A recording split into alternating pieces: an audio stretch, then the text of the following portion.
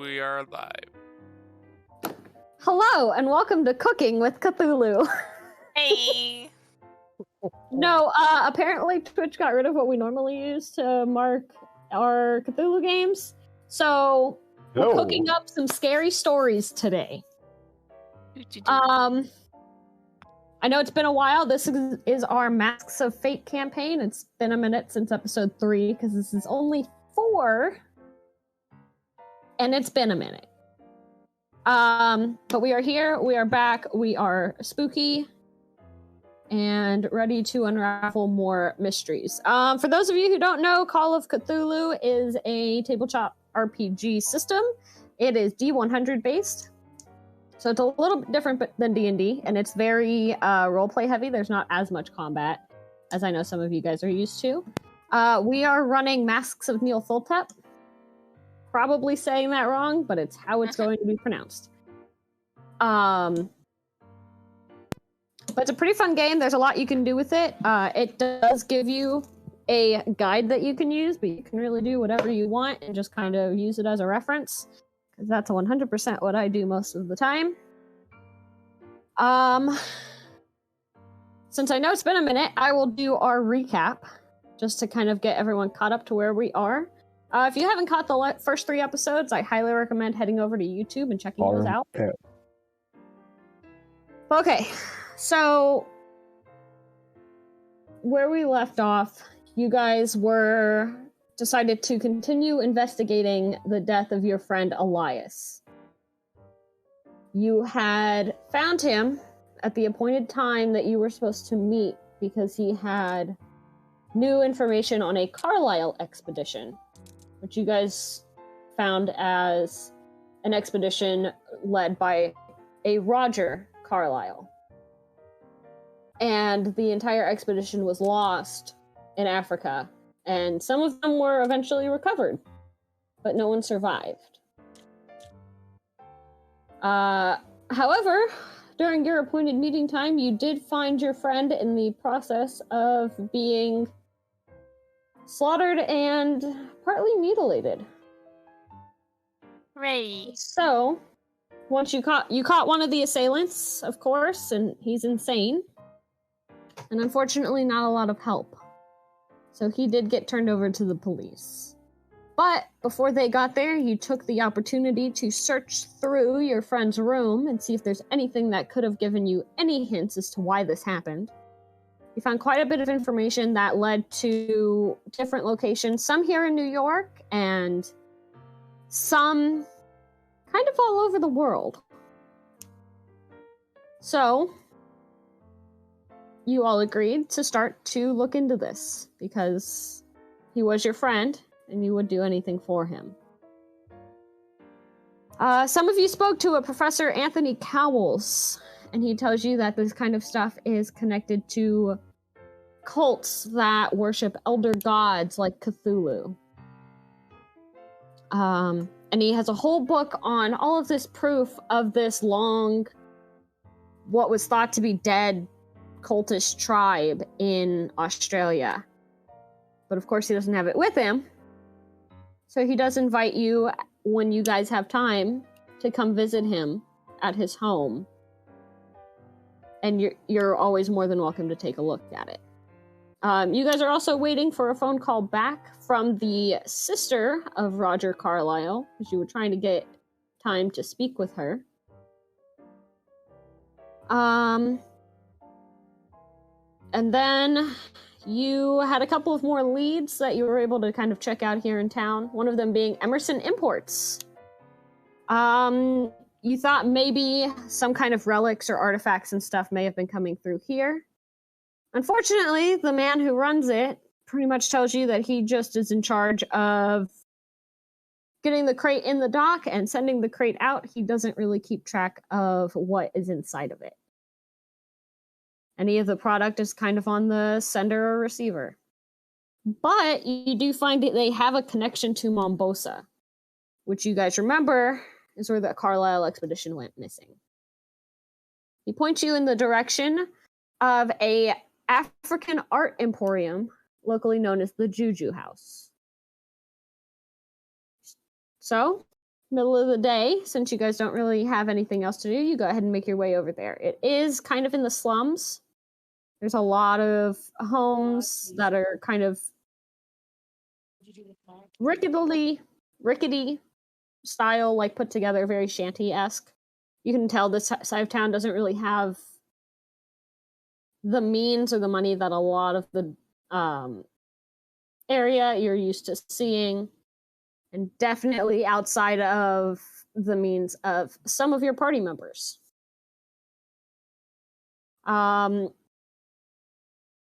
Things seem fine. You're asking a lot of questions, pushing a lot of questions about cults and murders and things like that, and you slowly start to notice things in the Emporium get tense, as pretty much everyone else who's in there is just standing listening to the conversation. Luckily, though, once you guys decide to drop the conversation, everyone just goes about their business. The owner does tell you if there's any art or anything that you had questions on, he was more than happy to help you, but he had no information on cults or any of their activity and anything like that. You guys did find a very cool piece that is covered in all kinds of different African symbols. He tells you that these are all different tribes in Africa. Like, these are all of the symbols representing each one. However, it doesn't identify any of them, and none of them look exactly like what you found carved into your friend's forehead. But you bought it nonetheless, and you did ask for him to wrap it up and include a cipher of, like, which symbol was what, like which tribes and things like that. And he was happy to oblige, and so with your product wrapped up, I believe you guys were just leaving the Juju house. And that is where we are picking up this evening.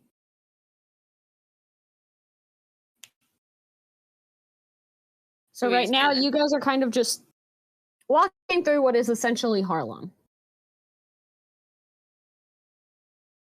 It's the middle of the day. We parked like a block or so away. Okay. Mm-hmm. Do we reunite with the ones who went parked like following a block or so away just to make it less the obvious. man? I'd say that, yes. So the man that walked out, your friends, I'd say would probably be heading back right as you guys are exiting that alley that Juju house was situated in. So you'd probably run into each other. Ah. Did you find where the man was going? I can't remember. Did we find where the man It was marked red. I just have a note that he got in a middle-class vehicle. I was gonna say, I don't even remember which group I was in. Yeah, I believe you had decided to follow the man, and Sebastian was going to stay with Haket. It was Freddie and me that went and chased the man. Yes. And he got in the car, but that was as far as we went. So then we started heading back. Yeah, it was a black, nondescript car, not marked or anything. It just looked like any other, like, 20 style vehicle on the road, just solid black. He was parked a little bit further towards the outskirts, so he was a couple of blocks away, and so you did follow him as he walked back to the vehicle and got in and drove off. You do remember he had a gun on him, but it didn't seem hostile, and he was walking out with an envelope that you could assume was padded with cash. Ooh.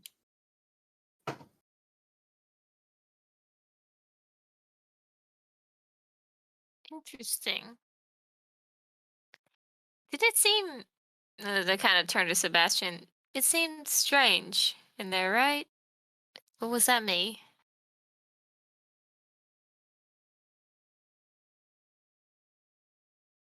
Oh no, dear. This whole place is strange. I will be very happy when we get out of this area. No, the people in that shop in particular. The way they all... They were acting... Yes, they were acting quite strange.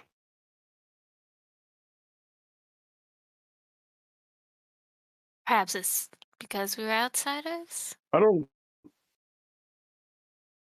It could be because we're outsiders. It could also be the topic of conversation, but that I'm not quite sure. Hmm. Either of them could have led to that behavior.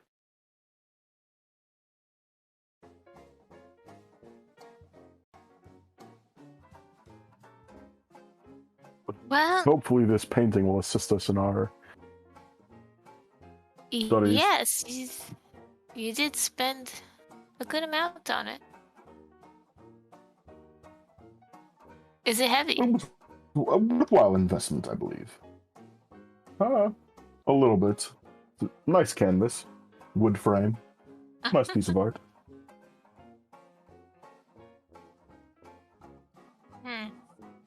We didn't just buy it for the art. Worst case, it'll make a great piece for the wall. Right side. Or No. they could come murder you in your house. Ah, yes. Well, I mean, after what they did to our friends, murdering us in our houses seems like one possibility no matter what we do. Fair point. Not my So- favorite prospect. Where's our next plan of attack? What are we doing next? Well, we could retire and look over the painting. I don't remember seeing quite the same symbol. Or we could plan a Neither do I. trip to look at that book. I forget how far away he lives. You do remember that right now he lives in Massachusetts because he's working with the university out there. But the book is in Australia, and him and his daughter would be returning back in about 6 months. Jesus. Okay, never mind. Australia. Is there no other... Was that his own original copy, or is that something we can look up in the library? No, it was given to him. It was someone's personal journal Oh. from like an expedition investigation on the different not monuments, but big columns covered in writing and symbols. They were studying them and had connected it to an old dead cult in Australia. Well, While we could always attempt to go the long way to Africa, we might be better served taking a more direct route. you want to go to where the And not expedition stopping was? off in Australia. That seems to be where things are leading us to. I don't know what y'all's opinion on the matter are. I feel like without at least a little more of an explanation of what we're going into.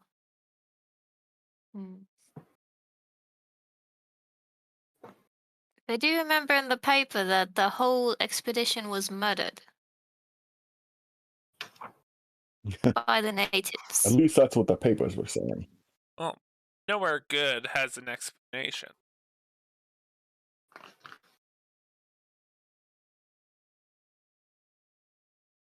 How long do you think it would take for the sister to return your call?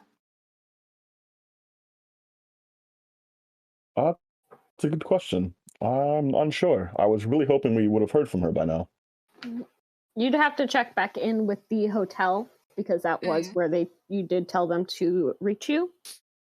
No cell phones in the 1920s. Ugh. Nope, What sorry, about a I already pigeon? invented the Polaroid a couple decades early. I'm not giving you a cell phone. Aw, damn. Come on, we all have smartphones. We can go check with the hotel and see if she's left a message. Well, if we're going to go examine the painting, then we might as well head We back do. and check our calls and see where we're at. I agree. To the hotel we go then. Does anyone know anyone who we might be able to take the painting to get it, appraised? See if anyone knows anything more towards specific African history outside of the Juju house. We could try. No, is the professor gone? Yeah, you caught him as he was packing up to head back. We could try someone else at the university. Maybe there's someone with African studies, or I don't know. Worse, if we do decide to leave, if he's in Massachusetts, that's where my residence is as well. We could stop there on the way out. He won't have the book with him, though. And maybe he'll be able to tell us more about the painting. No, but he could look at the painting. True. Let's see what we could decipher about with the the paintings, notes. but you were correct about the book. That sounds like a good idea.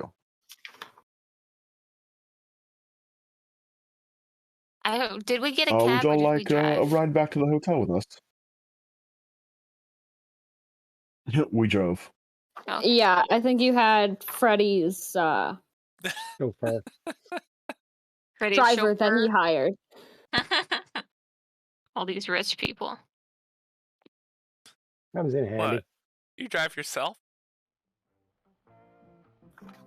I do well for myself. So pedestrian.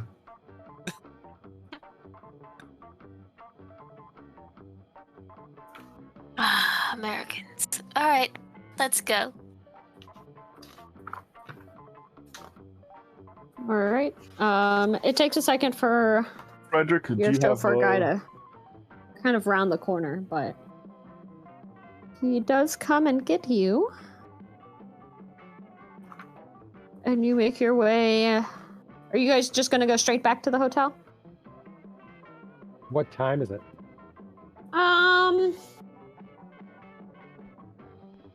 After Like everything you guys have done, I'd probably say it's maybe like 5:30. Dinner time. It is getting close to that, yes. Would y'all like to accompany us back to the hotel? I would be happy to cover dinner. Marvelous. I'm not going to say no. Never say no to free food.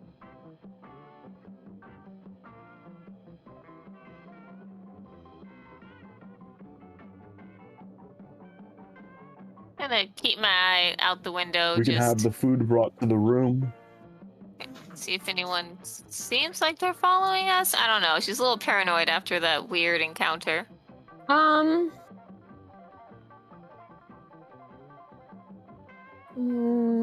what do I want to make you roll? I want to say spot hidden is going to be the closest. Oh boy. Oh boy. First roll. Where's spot hidden's not great. 79. So that's nope. Then mine's a 25. As far as you can tell, it doesn't look like anyone's following you guys. You do see as it's starting to get later in the day, there are a little bit of an increase in what you assume to be residents, just on the sides of the street, walking in the opposite direction as you guys. So they're kind of headed in the direction of Juju House. You don't know where they're going, but they're going in that direction as you are on your way out of Harlem. Popular spot. We want to park and observe and see where they're going. I mean, we're not in a rush. What are we looking for? So it just seems like there's a lot of traffic going towards the Juju. Dog.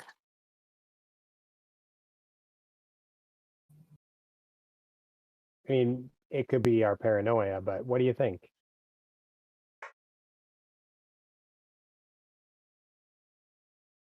I mean, we could circle the block very quickly, just to see. Maybe it's just a lively neighborhood. It could be, yeah. Can I look to see if I see anything suspicious? Sure. Go ahead and do a spot hidden for me. It's 71 and mine's an 80, so it's a normal success. Okay. There's a couple of other cars out on the street, but none of them look, from what you can tell, like intent on following you. It's not like any of them are necessarily like keeping enough distance to be inconspicuous or anything like that. But what you do gather is, while you're used to like towards later in the evening, like more people come out and are walking around, they're usually all going multiple places. The majority of those that you can see are going all in one direction. Well, everybody seems to be going to the same place. Fred, can you ask your driver to circle the block and just so we're being inconspicuous and just see if they're going to the Juju house. Okay, let's circle the block. Your driver just kind of gives you a little bit of a nod and starts just hitting the intersections and slowly making his way back around. As you guys are circling back, anyone who would like to go ahead and make a psychology check for me. Ooh, what's my psychology? Ooh, I have good psychology. I have a 10. Mine's I'll alright. I make got a 42. I'll make a psychology check. I got a 61. I failed terribly. Oh, I got 10 Ooh. from 42. Oh. I did not do good. I got Bad a 75. dice. And my psychology is Bad dice? 60. I'm gonna try using. That was a 99? Oh. If something gets in your eye and you just... Man, you think so hard on this, you give yourself a headache. blood spurts. He's got like the one like vein popping out of his forehead from the headache. Ooh, don't strain yourself. But Haket, you're just kind of sitting there ruminating on everything, and you think about what Frederick said, and while it seems plausible, it seems odd that a place that seemed so dead when you guys were visiting earlier would have this much traffic at the end of their business hours. And you get a little bit of like a weird knot in your stomach, but you're not sure why. But it seems very concerning to you.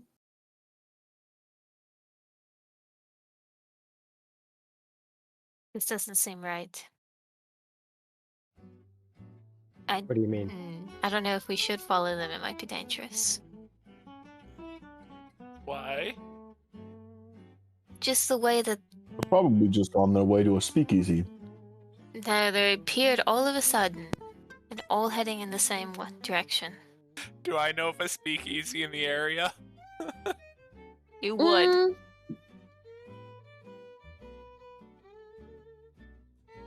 Give me an intelligence check. That is a 25. My intelligence is 70. Okay.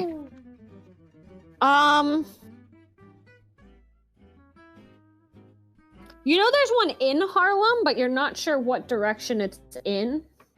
But you remember from your information gathering of a speakeasy checklist, that there's one in the basement of a coffee shop called Fat Maybells.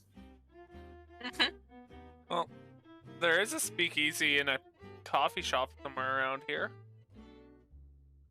But it's not supposed to be secret and people don't just swarm to the place all at one time.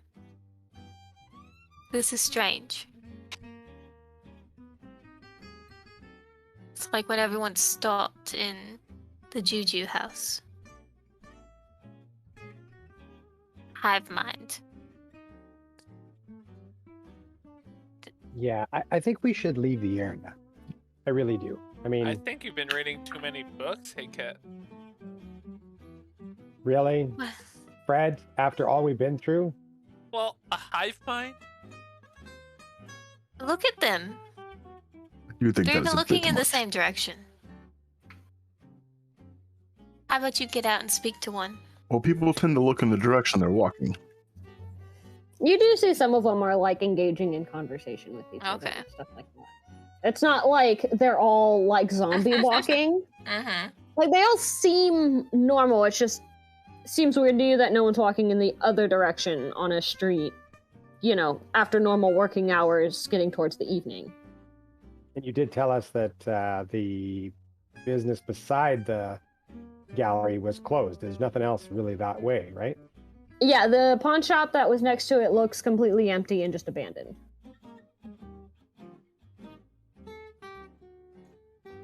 Yeah. You know, did we get everything we needed from there? What do you think? For now? And imagine, unless, I don't know, someone's good at sneaking and eavesdropping, it's not really.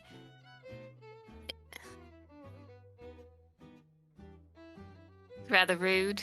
They could just Definitely be not normal my area of people doing expertise. strange things. It just makes me nervous for some reason. Because everything we've been through has been super creepy. Super creepy. You're welcome. True. Well, that Okay. Cyclops was awfully charming, in my opinion. Very nice. Everything else, no, very creepy. Okay, so let's take a vote. Do we want to go back to the hotel and have some supper and then kind of see what we can come up with the painting? Or do we want to dip our toe further in this dark pool and sneak in and see what these people are up to? I vote hotel. I've had enough for today. That's fair. It might be I'm suspicious. gonna have to second that opinion. All right. A nice hot bath right now would be nice. Very well. Some other time, maybe we'll check on whatever's going on. All right, Fred. Let's get our driver to take Big- us home. We stick out quite well here.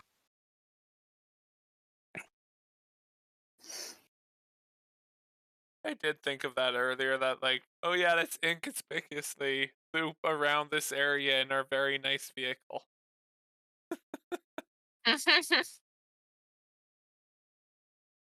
It may be that we're the ones making people uncomfortable. What? You No. We just may have to I'm all rethink charm. how we're doing things is all. I mean, your charm is decent. It's pretty good. It's pretty good. It's pretty good. Come on, I'm tiny and charming. That's what I do.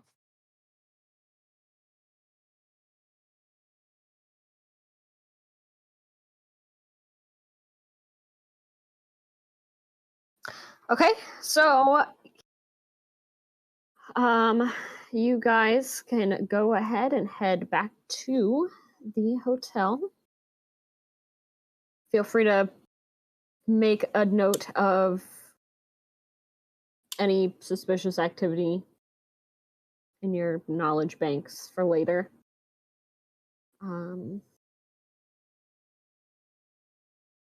Nothing seems suspicious to me. Everything seems a-okay. Oh my god. Well, stuff isn't right, but there's no hive mind. No, it's a hive mind. I'll get you in eventually. What? Hmm? It's okay. For the greater It good. was recorded. You can't pretend you didn't say anything. Viewers didn't hear anything. Good to know. Don't worry about it. That was Evil DM. Evil DM's not here this evening. No, we had nice DM, charitable DM. Wait, is evil DM? You just like slightly adjust your hat. I just bring it down a little bit further. Darth DM. When the hat Guys, I changes am your color. DM. Okay. So it's gonna take you guys a little bit to get back to the hotel. So because you guys are all the way out in Harlem, so if there's any conversation on the way there that you'd like to have, feel free to take that now. Can I look at the notes that went with the painting? Sure. Sebastian, would you mind handing me the notes he made? You'd have to unwrap it because he set them inside with it. Is that all right? I don't think it'll be damaged. It cost quite large. They are wrapped in the painting. If you can get it out safely, then I have no objection. Here you go. I have tiny hands. Unwrap it a little bit. I'm not like throwing the wrapping paper off. I'm just like getting a side up so I can grab the papers inside. Yeah, you can like kind of tilt it and you can shift the papers enough where you can grab them on the end. That's easy enough to do. It's not like incredibly tightly wrapped to where it's going to be an issue or anything. It's just parchment. So while she's doing that, will Fred and I'll just explain what we saw, like with the man that we followed. Okay. That they saw that he had a gun as well, right? Back because that was you were able to see that he had one kind of under his coat. Yeah, and then the money thing, and so basically that he just got into a nondescript car. Mark, you and Freddy make intelligence checks for me.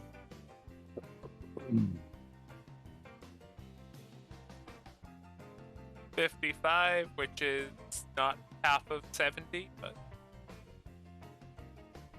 Still a success. yep. And mine is a 9, and Ooh. my intelligence is a 93.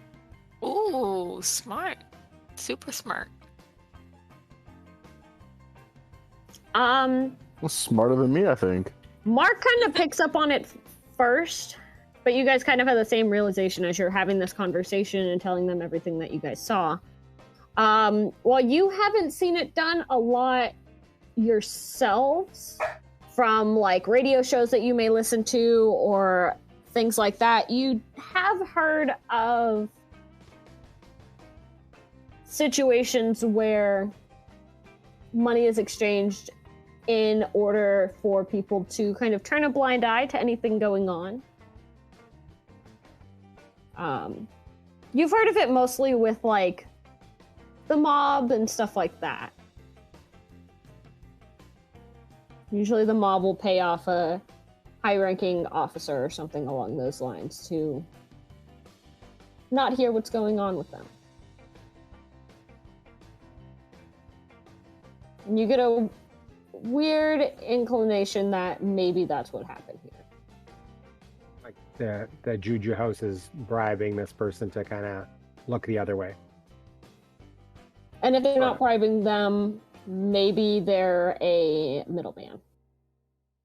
Right. But yeah, Oh. you do kind of get that kind of realization as you are having this conversation again, now that you're talking about it all out loud again. So, just thinking back about that money, the big wad of money they had in that envelope, what do you think they could be doing with that money? I mean, the first thing that comes to my mind is, perhaps that person is taking that money to somebody else. So, like a middleman or whatever. But also, depending on who that person really was, I mean, carrying a gun in New York, either maybe a police officer, maybe a detective, maybe a mob guy, I don't know. What do you Not guys everyone think? had guns here. Wait, sidebar. Don't In all New of York? us have guns? I don't. I don't. I do. I threw my gun, so don't. I did pick it up, but Oh yeah. I don't regularly have a gun. I got my gun after the dream. Okay, Mm. just Yeah, because one of you did shoot the Yeah. cultist. I believe that was Yeah. Mark. that was me. I have a gun. Yeah. Now I tried to use the back of my gun and threw it behind me, remember? Yeah, at least two of you guys do currently own weapons. Yeah, I have one and Fred has one. America. I'd say maybe you carry like a small pocket knife or something a little Yeah, more Little inconspicuous, shiv. just in case. Little vial of poison. No. Sebastian I have has a vial of something Nile fancy. water that I keep on a chain around my neck. It's not poisonous.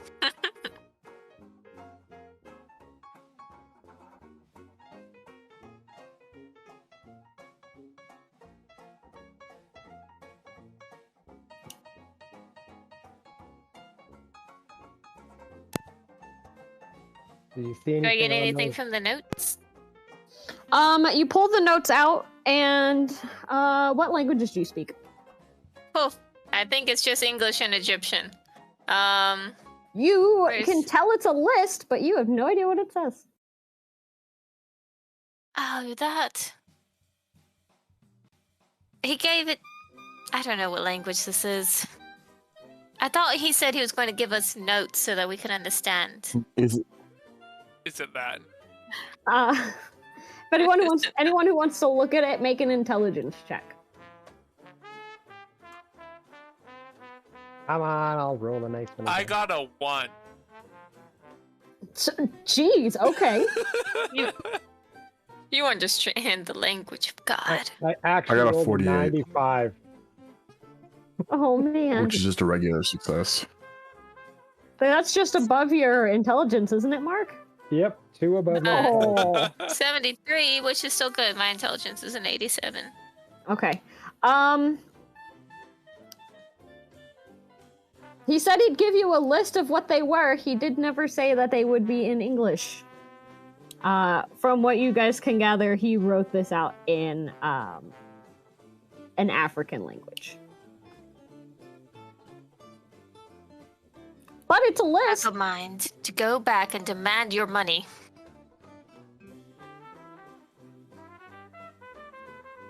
Surely we can find somebody that knows this language. I don't believe that's necessary. That man was cheeky. On the plus side, it does look like a list. It does look I like don't disagree with that. there is writing on here that would correlate with each symbol that you have on your piece of art. You just have no idea how to read it at the moment. I'll let my cell phone use Google Translate. Well, Your phone explodes. yeah. We all die. My God. It fizzles into dust like a Thanos snap because it doesn't exist. Aw. Very cute pictures of my pet frog in there. We could take it to the library. True. I believe that the university, if nothing else, should have a library or should have some documents we can use to help translate. You aren't sure if the library here in Manhattan does, but you do remember that the Miskatonic University in Salem, Massachusetts does. Are we in New York? We are. Yeah, I'm not. but he's Okay. from Mm. Massachusetts. I'm from Massachusetts. I don't know what the library here, but I know that one close to my home has one. A We lot might to be making travel. I was going to say, we might be making a trip to Massachusetts before maybe before we wanted to, if we're going to get anywhere with this. But also, that person that you were talking to is from Massachusetts too, isn't it? Isn't he, Haket? The professor, yes. Yeah. Yeah, you remember he told you guys that he's currently working with the university as a professor on occult studies. I mean, it's possible he might even know what this language is. Yes, but we miss him. He won't be back for months. Unless we want to go to Australia. Well, he's in Massachusetts. Mm-hmm. Right now? Yeah, he said he would be returning to Australia in about 6 months or so with his daughter, because that's okay, where the book is. Okay. No, you're good. He gave you a lot, and it's also been a while, so you guys are good. I am more than happy to, like, clarify things for you. Well, I suppose. What's in Massachusetts? I don't think I've ever really heard of it. I know New York and California. My university is there. I thought you were a surgeon. We have quite an up-and-coming... I am. I do a lot of research. I've kind of moved out of doing active surgeries, and I more do research more frequently. I kind of switched my area of practice just for... It's more enjoyable, better hours. How nice. And I get to pick and choose the surgeries that I want to do. You would know that there's a lot of... In Salem, where the university is, there's a lot of, like, historical landmarks and things like that. As far as things to do. Otherwise, for them... Like, it's a bustling city, but it's also that weird mix between a small town and a, like, LA-sized town. It's got that nice, like, mix of the two. Mark, I forget, what was your profession? I'm just a simple waiter. I don't know why I'm dragged into this. A waiter? Yeah. You seem to have a lot of, I don't know the word for it. Gusto? I would not have pegged you for that. Well, I've done other things, but I mean, that's what I like doing.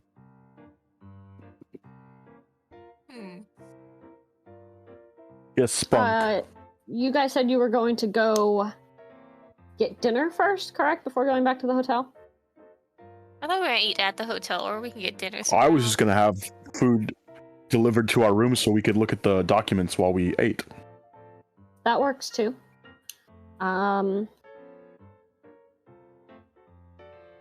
Just because, personally, your food order is not going to be story relevant, I'm going to go ahead and say that you put your order in at the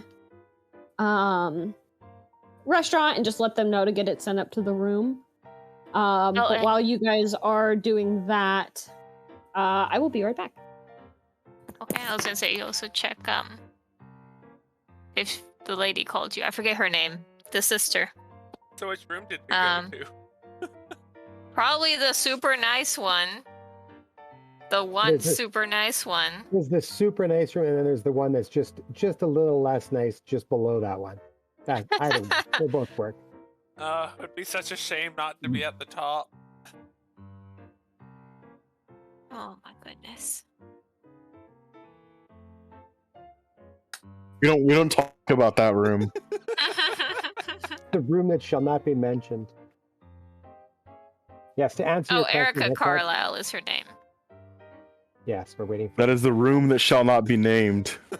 Exactly. But no, to answer your question, Paquette, I mean, I did a little boxing. I do a lot of reading, a lot of research. So, I mean, I got knowledge that I probably shouldn't have as a waiter, but I mean, I enjoy learning and it's helped me out. And I can read people pretty well as well. Interesting. And what do you research? Just a little bit of everything. Like I like to, I don't know, different things about different countries, different people, different historical things, like all just little bits of knowledge. And, well, like I said, I don't know. I don't know why. I mean, you guys all have, Brad's got lots of money. We got a surgeon here. We got an author here and a waiter. Like, I don't understand what's, other than our connection to our friend, really. I gotta enjoy that my contribution in that is he has lots of money. Well, Elias did keep Do interesting you associates. cook, or are you just a waiter? Well, I can cook, but I mostly like working in the front, like with the people. You meet a lot of interesting people and learn a lot of interesting things. Is that how you ran into Elias? Was he a patron? No, actually, I ran into Elias through the boxing world. He found me. So, yeah. I didn't know he was a boxer. No, he wasn't. But he was interested Interesting. Yeah, he was interested in that. And so he started talking to me. We just became Perhaps there's good some friends. secret cult in boxing. Well, if there is, I was never in it. I would say that too. I didn't know about it. Likely story. Hmm. All right. It's gonna take about 45 minutes before your food actually gets up to you. But as you guys are headed towards the elevator,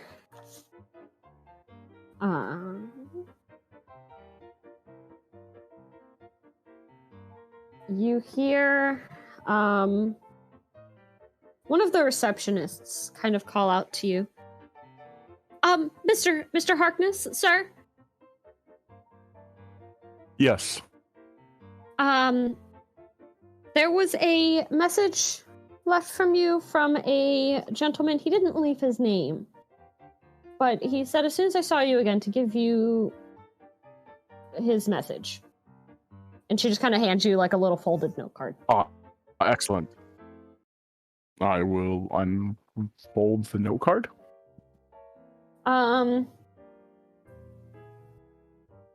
All it says is,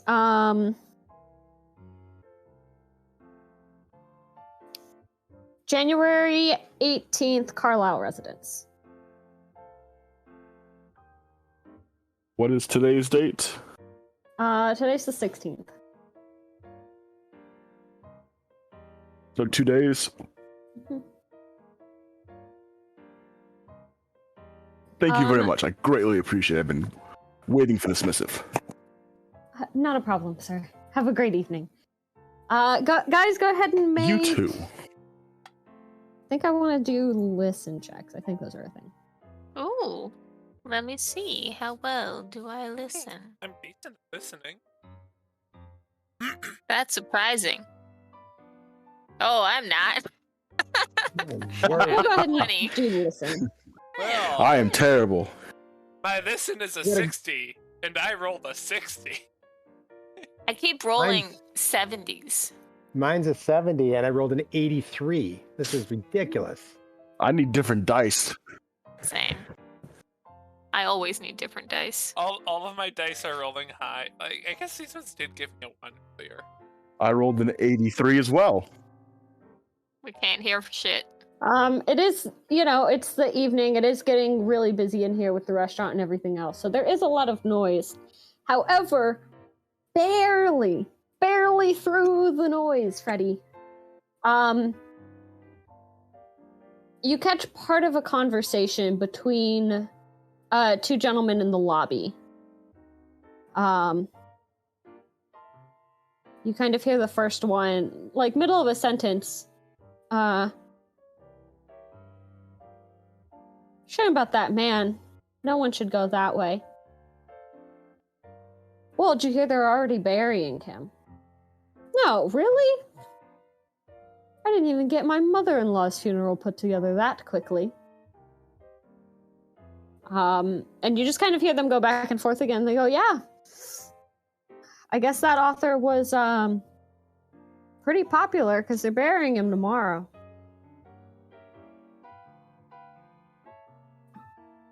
And that's all you can kind of pick up. Huh. Apparently a lot by it, right? Yeah. You gather from the conversation that they're having, there's a little bit of kind of like the saying, like, it is the 1920s, not everyone is as accepting of people of color, unfortunately. So you can tell there's a little bit of like, whatever, but also a little bit of like, no one deserves to get killed like that. But you do put together that they are talking about Elias. Seems Elias is Our being boy. buried tomorrow. Already?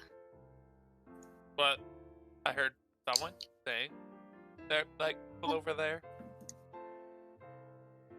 Don't they do autopsies and investigations and... I mean, They're not- it is, I would have thought so. I mean, it's the 1920s. They're not going to do much. It's not going to be super in-depth. I What's thought the that cause those of death? gentlemen Well, he was gutted. assured us that they were going to do. I think Well, they may they're not. just- Make an education check, Sebastian.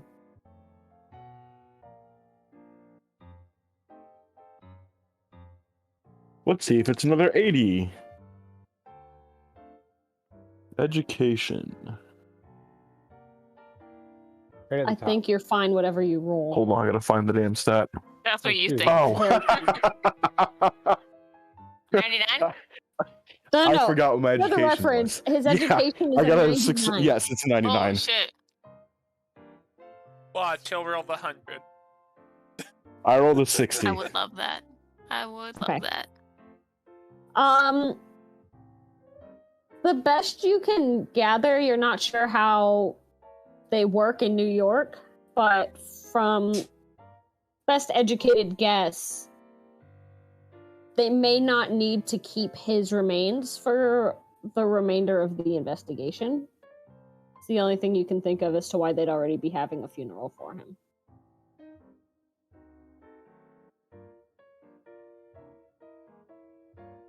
But they're just another person died of color. We don't care. These police should be ashamed of themselves. 1920s or not. We had a word with them, I thought. Yeah, they were just telling us what they wanted to what we thought, Well, I do. what they thought we wanted to hear. I guess so. Well, if they don't do a job, I'm definitely they do a good job and do their due diligence. I will most definitely be leaving a bad press conference, Review. press review, and ensuring that I can get anybody fired if possible. Mm. Well, if they're having a funeral tomorrow, we should be there. You See if we guys. can get an investigation. I 100% agree. Yes, of course.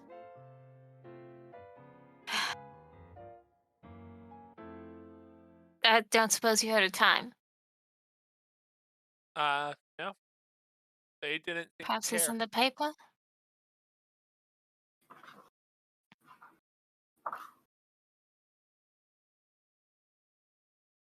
They'd put it in the paper, but there's got to be a way we could find out. They may have. I don't think you guys really looked at a evening paper at all. I'm going to ask the receptionist for an evening newspaper. Excuse me, miss. Yes. Do you have a paper for this evening? Anything from today? I believe I have an extra one. Give me one moment. Thank you. And she kind of walks off to the back. And she does come back out with the paper. You can kind of tell that it's probably just the paper that they had gotten in the break room. And she's just like, whatever, we don't need it anymore. Wonderful. You know, reduce, reuse, recycle. Hey. But yeah, you are able to get your hands on this evening's paper. Anything on our best buddy? Reading through, yeah, there's not a huge blurb on it. It's not like front page news, but it is still like kind of bottom of the front page. You see there is a small portion, and it's titled with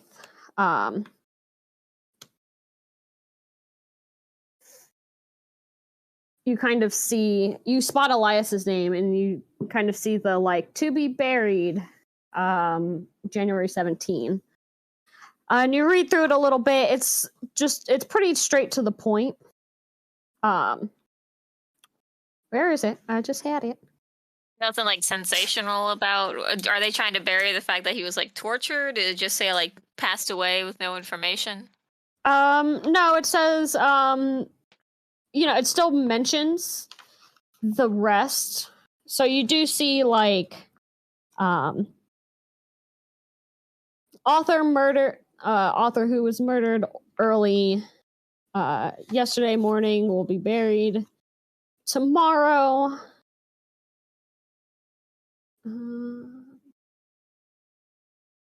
Where is it? What? There it is. My dog just looked out into the dark out the side and started barking. Jackson Elias's funeral will take place at Cypress Hill Cemetery in Brooklyn at 2 p.m. on January 17th.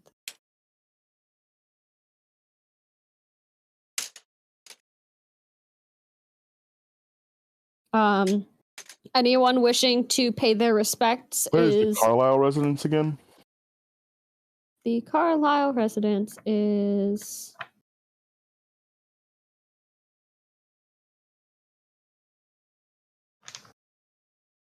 in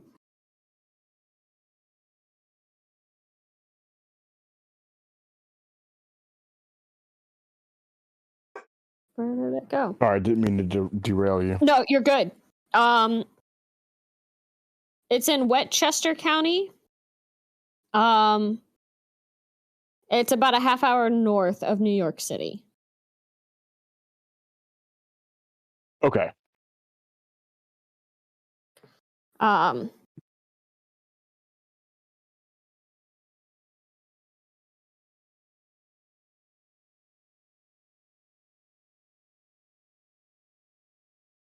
But yeah, there's not a whole lot on it. It says that anyone who is would like to pay their respects, it is going to be an open funeral. It's not going to be a private event.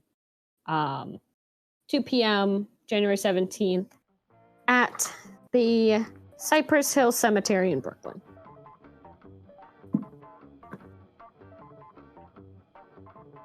Well, And you can kind of gather by the fact that it's in the paper, there may be a reporter or two that does show up.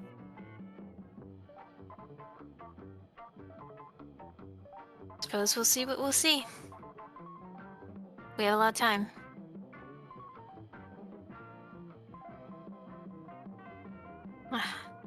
Then, dinner and another closer look at the painting.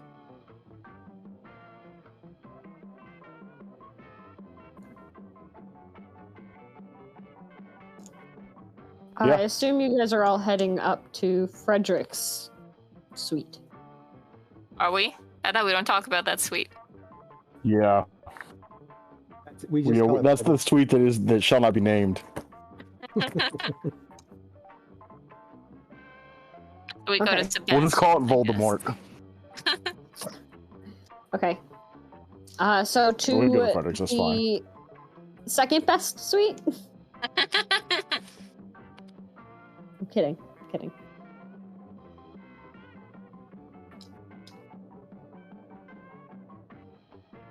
Would I be able to use my art literature skill, even though I can't speak the language, to kind of infer from the painting to the notes? You could definitely give it a shot, yeah. It's a 60. It's a 60. Come on, dice. 39. Ooh, Almost half, but not quite. Still pretty good. Let me try and pull the art back up.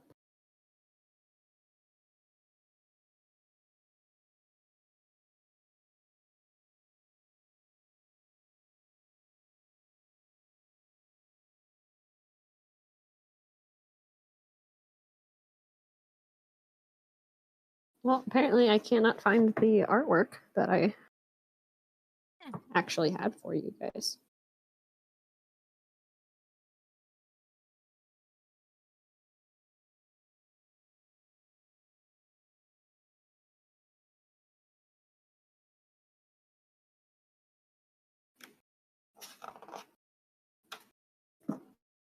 I'll try and find that later while we're on break so that I'm not spending the entire time searching for it. You can just say I'm looking at it for a while they do whatever else. Yeah, it's gonna take a while to even piece it together.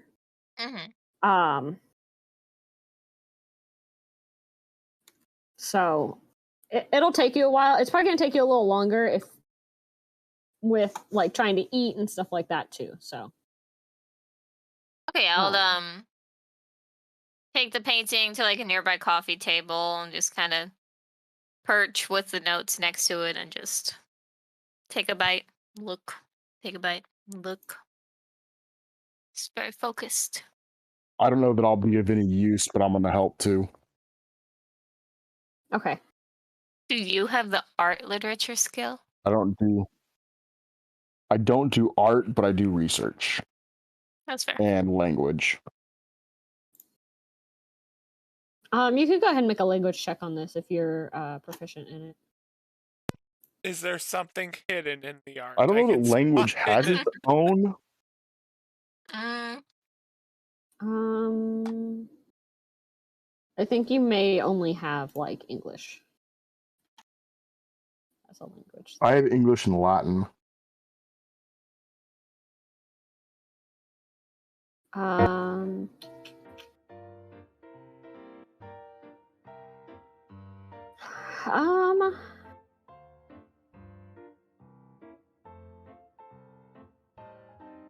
I mean, you could make an occult check. I recommend against it, though, personally. You're gonna go on site. What happens if you fail an occult check? It's just because it's so low. Yeah, mine's 5. But you're more than welcome to attempt it, or maybe a history. You know what? Screw it. I think are the only ones that would probably work. We're gonna shoot the dice and we're gonna go for an occult. Okay. What is yours? Come on, dice. His is also probably 5. Yep, nope, I fail miserably. Yeah. You're trying as best you can with like your research knowledge and stuff like that to give Haket a hand, but as you know, as much as you're trying, like it's not making sense. Like you're not able to put it together. He just shoos you away like, go. I can handle this pot.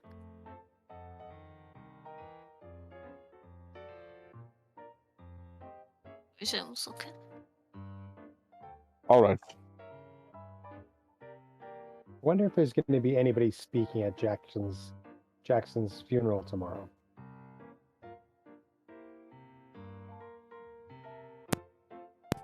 Would you like to speak? Well, I could say a few words, but I mean, I didn't know him any better than you guys.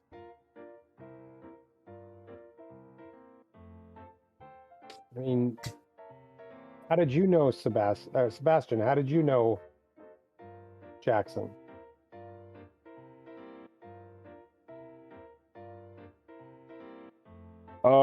We were both authors. Mine were medical texts, obviously not the same kind as you or him or Haket. But I do research papers for journals. So did he contact you then?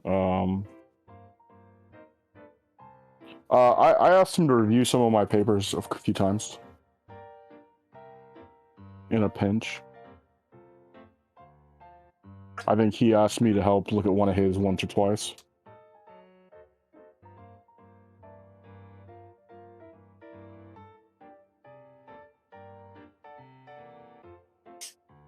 We didn't. It wasn't a very common occurrence, but it's something that occurred every once in a while. But it obviously was something that bonded you to him.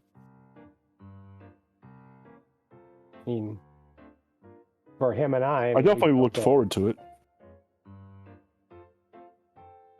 Yeah, and like it's the same for me. It was like we built a friendship over, talking about different things, but he came to find me. At the time, like I said, I was a boxer at the time, and he showed an interest in me, and we built our friendship from there. And we talked about many different things.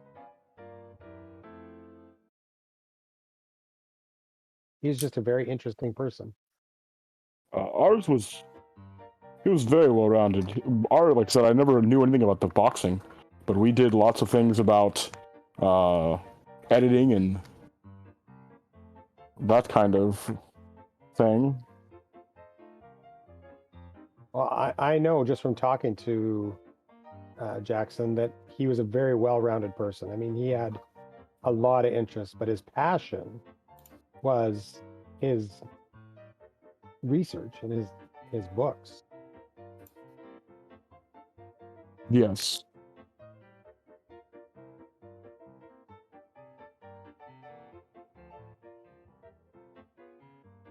So some of the things he wrote were a little outlandish, I must say. Were they, though, now after what we've been through? I think maybe more on the nose than we would ever have figured.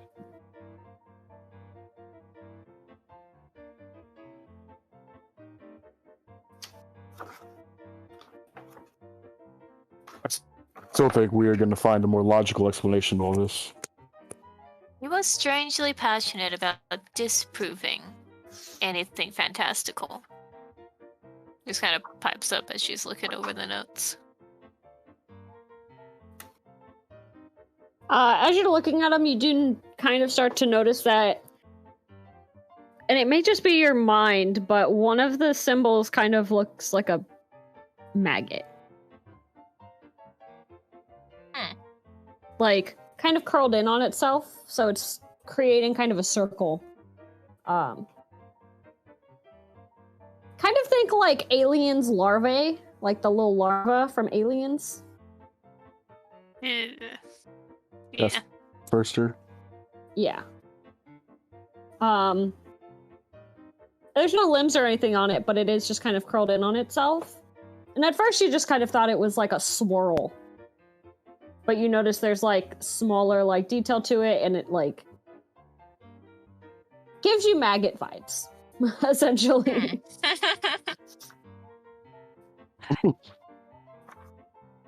I like the look of that one.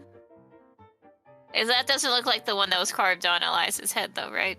No, the one that was carved on Elias's head. I think you sent us a picture before. Like I did send you guys a picture before, but the basis I can kind of give you is it almost looks like an asterisk in the center of it, and then it has like 2 parentheses on either side. It's the simplification of it.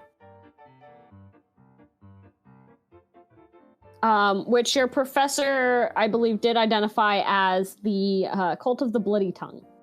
Mm-hmm. Did we see the maggot symbol anywhere else? Make a intelligence check. Well, I'm pretty smart. I'm decently smart. Hey, 46. My intelligence is 87. Almost half. Ooh, Keep that's pretty getting good though. almost half.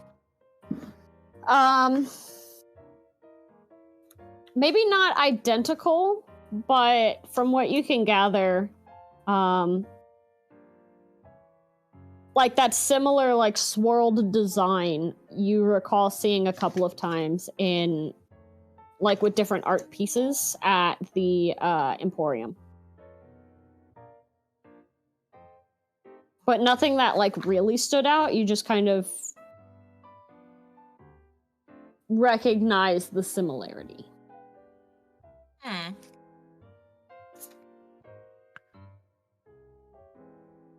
Sebastian was with me in the Emporium, right? Sebastian, do you remember a lot of the Yes. pieces had this maggoty symbol on them in the Emporium? Oh.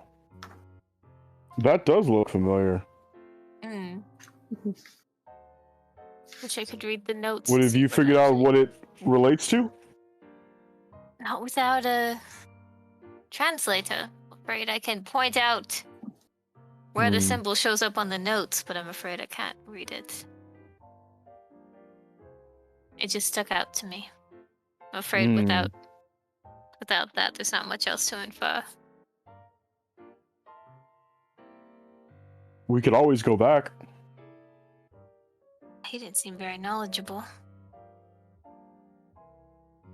We might be able to find out who the artist is and contact the artist directly if they're here, unless their art is being shipped here from Africa. Make an intelligence check, Sebastian.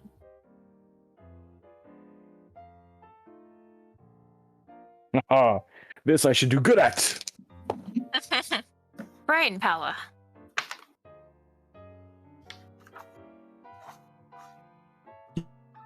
Yep, nope, that's a failure. We get new Really? dice. Ooh. 100? You rolled I 100? rolled a 96. Yeah, I think you need new dice. No, you actually have a higher intelligence than me. I do? What? Oh, me. Mark Oh, does. I thought you were I'm just thinking education. Never mind. Hey, it's like Veda, you know, she got a good education, but she is dumb. Anywho's, I think we're all relatively smart in this campaign, except maybe Fred.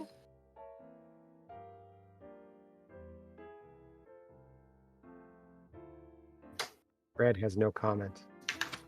I was muted. Fred has a 70. Okay, yeah, that's so good. I've been You're all dealing above with average a in grumpy dog. intelligence. Aw, poor beast. Yeah, unfortunately, Sebastian, with that role, you don't really recall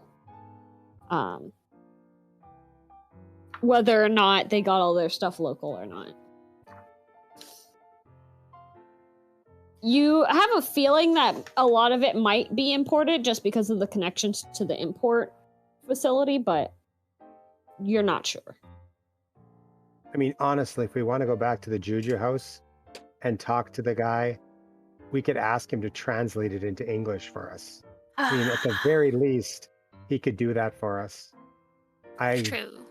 don't think it would raise any red flags with him. I mean, we just want to understand what it is so that we could tell people about the painting. I mean, that's as innocent as it can be. Yes, do we trust that even his notes or what he'll say, if we point out this one specific thing? Don't point out one specific thing. True. We just want the whole list translated in English. We can't understand it. Simple. I mean, I don't even want to go back to that place. I'm just saying if we're going to go back to that place, I would rather go to Massachusetts and do our own research on it after the funeral. Or after we talk to Erica, sorry. We've got the appointment. I mean, with a good Heck, enough Erica library, but Erica might even be able to translate it. She was there for months.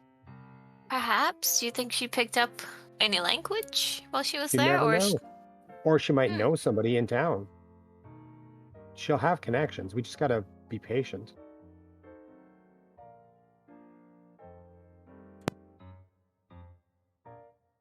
All right, yes, I think that's as far as we can get with what we have tonight, unless anyone else has a secret item. But we have the knife and the mask. But I think we looked at that already. I just found the dice.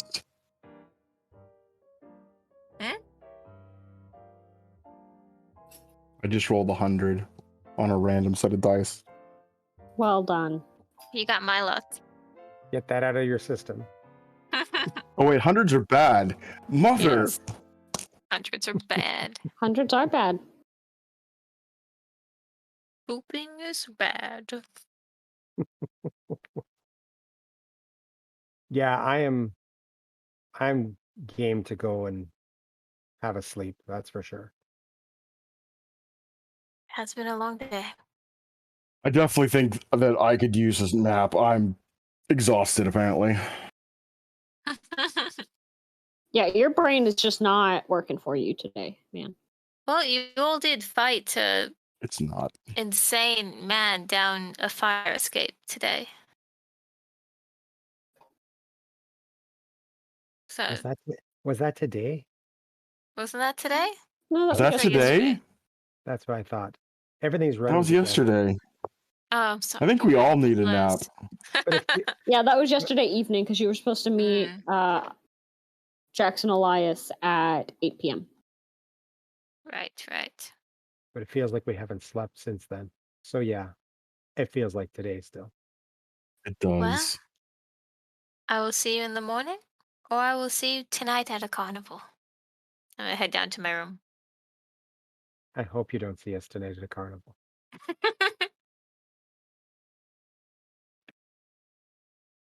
Good night, Akat. Night. Good night, everyone. Night, Sebastian. Good Brad, night. is it okay Night. if I sleep in this room over here? I mean, you have 5 of them. Oh, everyone but Sebastian's welcome to stay. He has his own room. Oh, we are in Sebastian's room. We didn't go to your room. No, we We went don't to talk 32. about your room.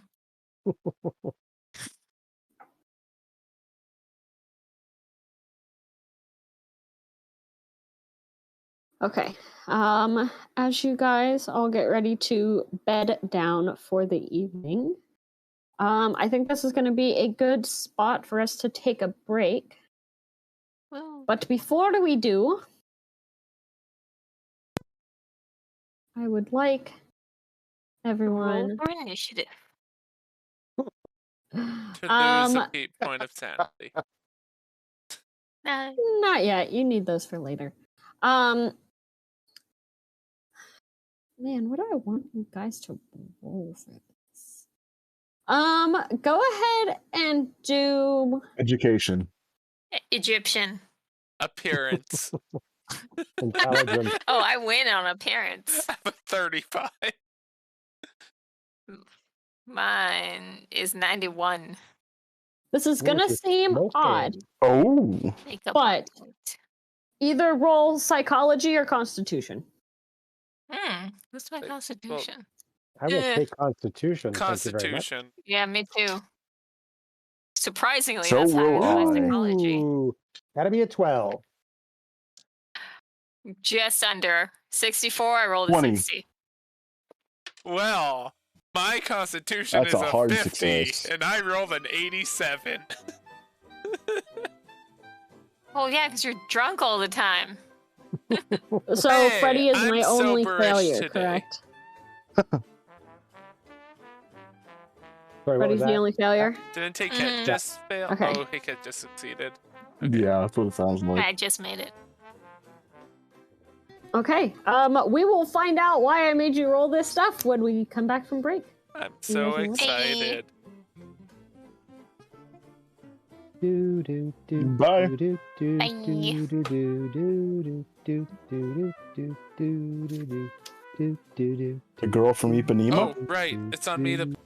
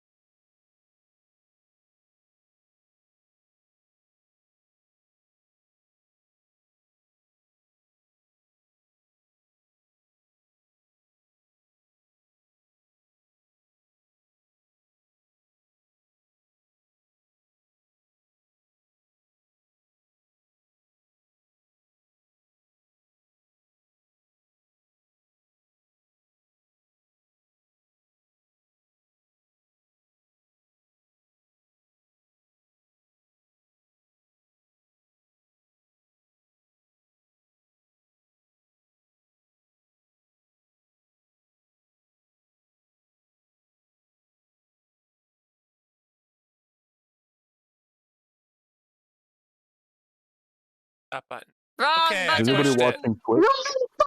button. Oh, Vada's tiny. We Wait, have- Hit Cat Yes, is she is. tiny. Yeah, that cat is super tiny.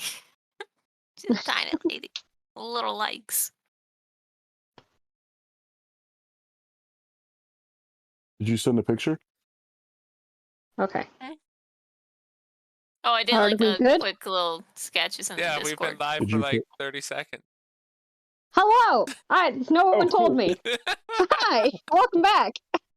I hope you enjoyed just staring at us for like 20 seconds while we pretended you didn't exist. We enjoy staring at you. I can see you. So, I hope everyone has snacks and drinks and did all of the things they needed to on break. Way to make it creepy, guys. Are we able to I mean, that's on brand, that's all. So right before we went on break, I did have everyone roll a check. I told them either Oh no. psychology or constitution. All but one of you have succeeded today. So Frederick, are you ready? Nope. And we're calling it a night. So and see you next week. No. So you all get ready for bed.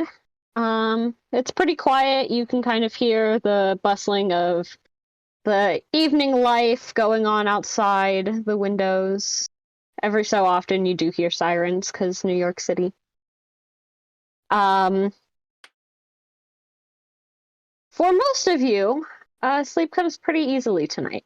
A lot better than the evening prior, considering everything that's happened. Freddie, however, you are being avoided by sleep. You keep tossing and turning. And eventually, maybe just from sheer exhaustion, you kind of pass out.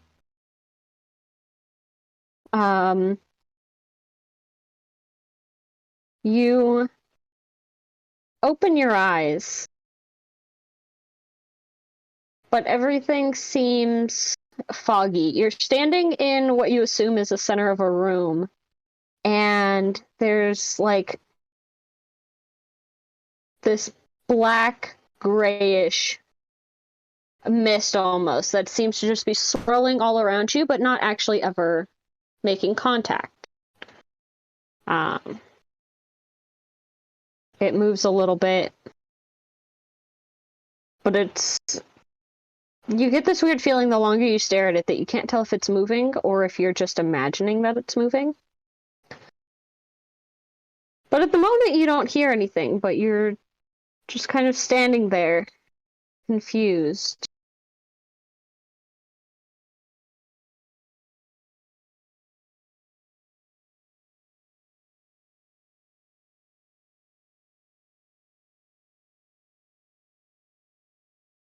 Make a listen check for me. And some pleasant jazz comes on. 32, which is less than half. Okay.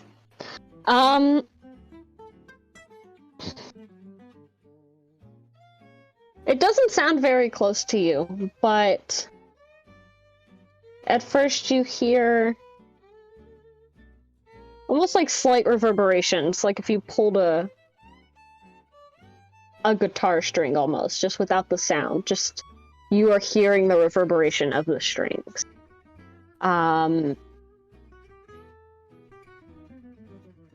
You hear a little bit of movement. Just soft, slow footsteps almost. And then way off in the distance, you can faintly hear what sounds like someone calling your name. I head in that direction. Okay, as you move forward, the mist almost seems to part with you, just enough to where you're walking through it and it's just right on the edge of you. If you reach out to it, you can kind of see it almost recoils. Like it's always right there, but you're never ever able to catch it. And you walk for what seems like forever because your surroundings just don't change. But the sounds keep getting louder. As you're walking, you start to hear it almost sounds like a quick set of footsteps kind of run behind you. Do I see anything behind me? You turn around at the sound of it. There's nothing there, but the mist almost seems to be moving more. But you don't see anything. I keep heading towards where it sounded like someone was calling me.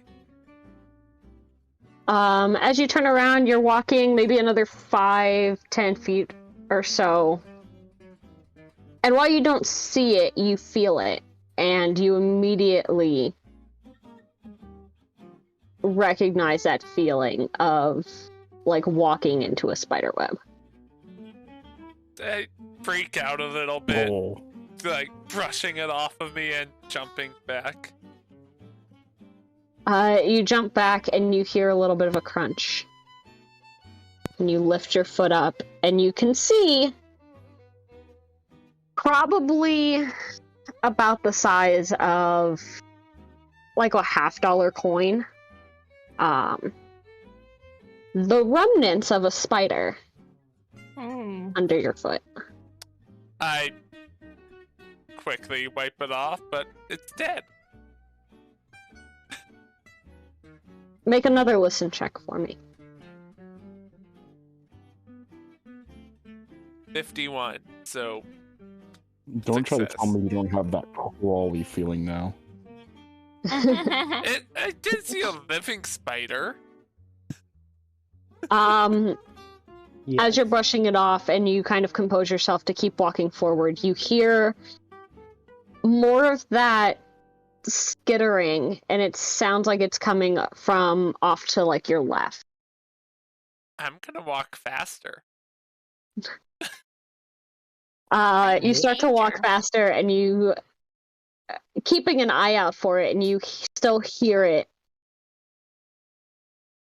It's like every time that you speed up, it's increasing with you. Oh no. And before you realize it, you are sprinting. The only things you hear are the sounds of your heavy breathing and this noise behind you. And you can just feel those like pins and needles just crawling up the back of your neck. Go ahead. Make a...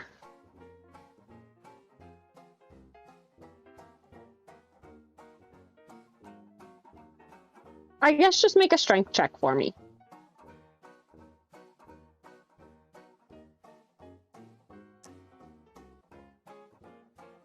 That is 21, which is a quarter? Yeah, a quarter. Yeah, that'll do it. Okay. At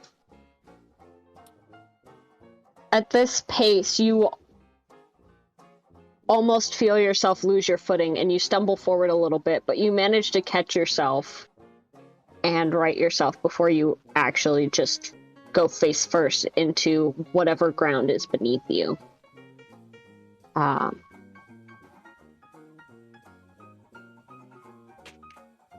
But something makes you turn around to see if you're still being followed. And you turn around, but you see nothing behind you. Do I still hear something? Make a listen check.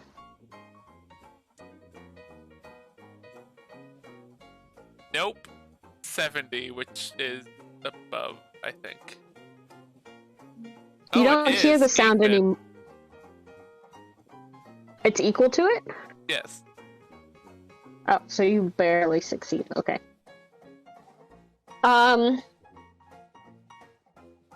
You think you can still hear the skittering, but you're not sure if it is coming from your own mind or if it's something that you can hear over the sound of your heartbeat in your eardrums. But you don't see anything.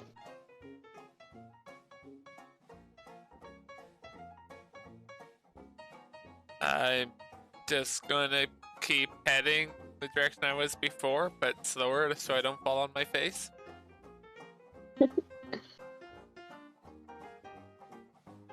You go ahead and keep walking. And you're trying to catch your breath from sprinting in terror from whatever this is. And you look down, and it's almost like the ground is cracked. But you stare at it more, and you realize that you are standing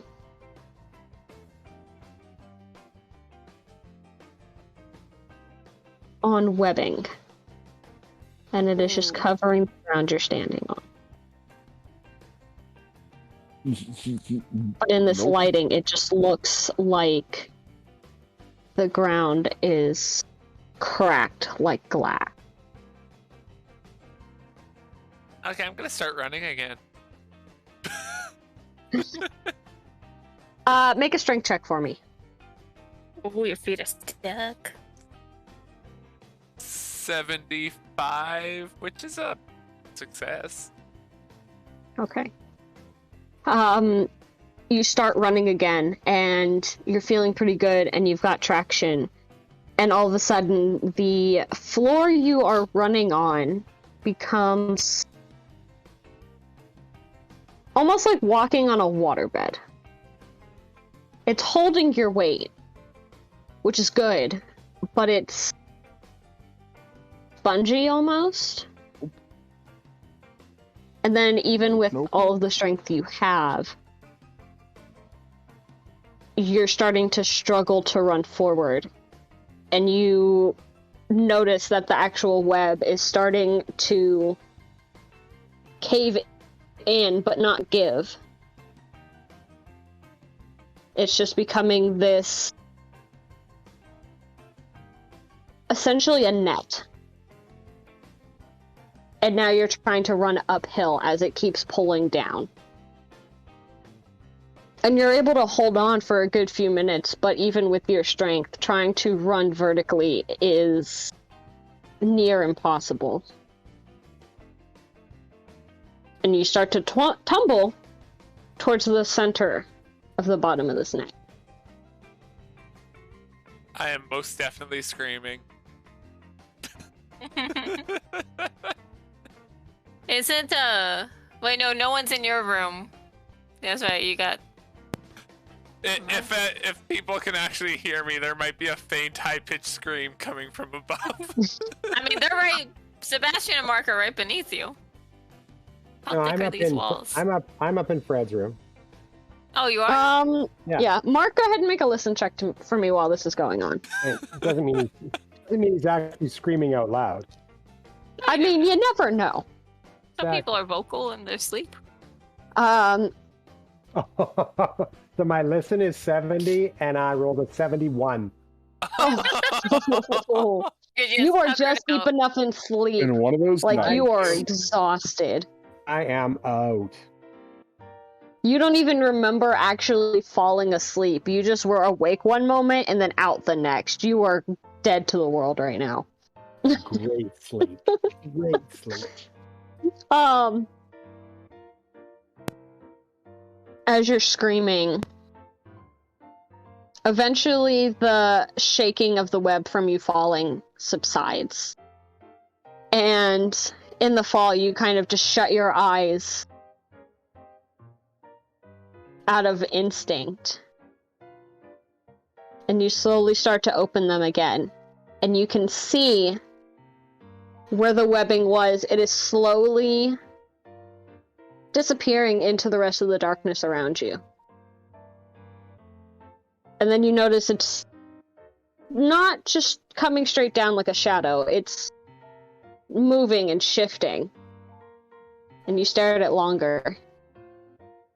And you realize that's not a shadow. Those are spiders, and I am in their web. Do I have my gun in my dream state? Go An ahead imagination check. and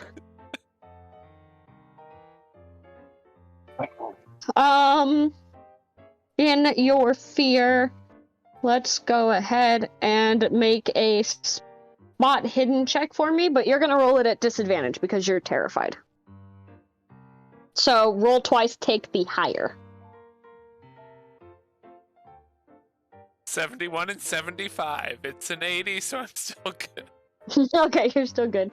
It takes you a second, but you still do manage to fumble for it. And even though your hands are shaking, you do hold your gun out in front of you. And I unload it on every spider I see. And you start Turn into an action firing. movie real fast. And the sound of it sounds like it is just echoing off of everything else in this silence. And while spaces open up and you clear out some of it, they're still coming. And you don't think you even have enough bullets to stop their advances. They get about 5 feet from you or so.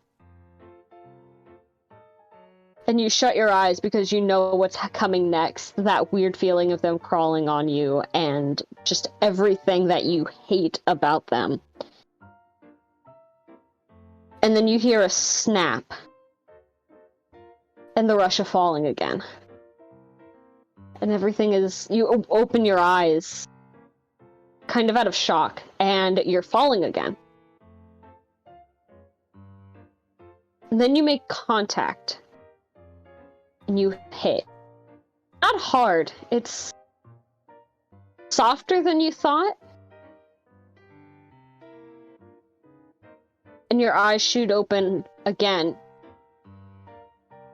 And you recognize where you are, you just don't understand how you got here. And you find yourself kind of laying out on a couch in a very dingy home. And you know you're back in Florida. And you can hear that same familiar voice that you heard off in the distance. But it doesn't seem like it's happy to see you this time. And still in your confused state, you finally hear, Freddy! Freddy! Are you even listening to me? I'm talking to you! Freddy! What do you want? And you can see your ex-wife is standing in the doorway of the kitchen. Back to the spiders. Like, hands on the hips and just looking at you like, how can you not hear me? I'm standing right here. That sink is still dripping. Are you not going to fix it like I asked? You said you were going to fix it 2 weeks ago. I'll get fixed eventually. Yeah, that's what you say every time I ask you about it, and it's still not fixed. Well, then stop asking. It needs fixed, Freddy. Is it hurting you? We can barely afford the bills we have now. I am not going to keep up with a faucet constantly leaking. The landlords aren't going to do anything about it, so you need to. Just at least take a look at it, please. Fine. and take the trash out while you're in the kitchen. I have errands I have to go run. I will be home in about an hour. Just do something other than sit on that damn couch all the time.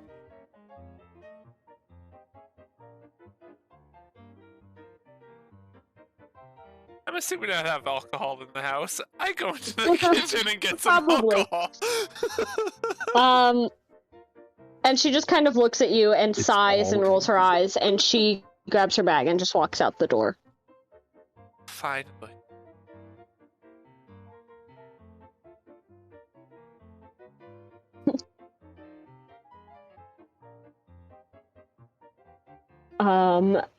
Make a psychology check for me.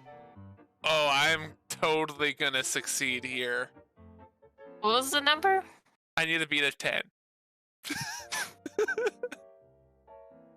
That's a Anyone can 78. do it, I feel like.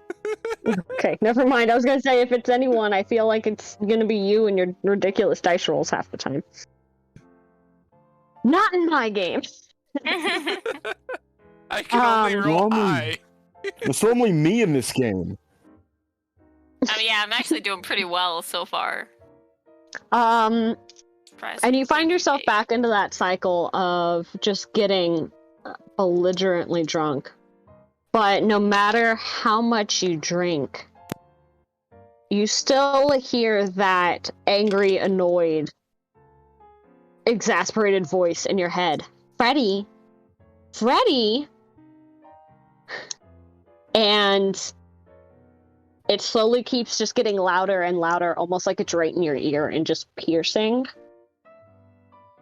And even with one hand still on the bottle, you reach up instinctually and you close your eyes and you plug your ears. And there's part of you that just kind of screams out in that frustration. And you open your eyes again and you are laying in bed, staring up at the ceiling of your hotel room. Mark just snoring away. Yeah, you just hear faint snoring from, like, the next room over. Because, you know, the wall is blocking a little bit of it. I only have these dreams after I drink a lot.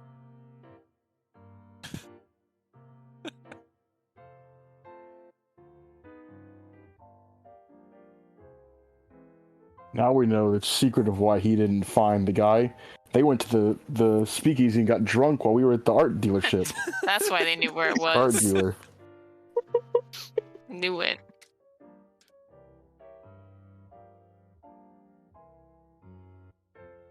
Yeah, Oh. just gonna go for a walk.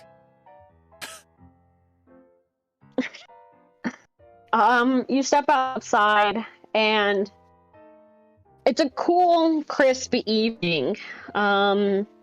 It's maybe like 1, 2 in the morning at this point.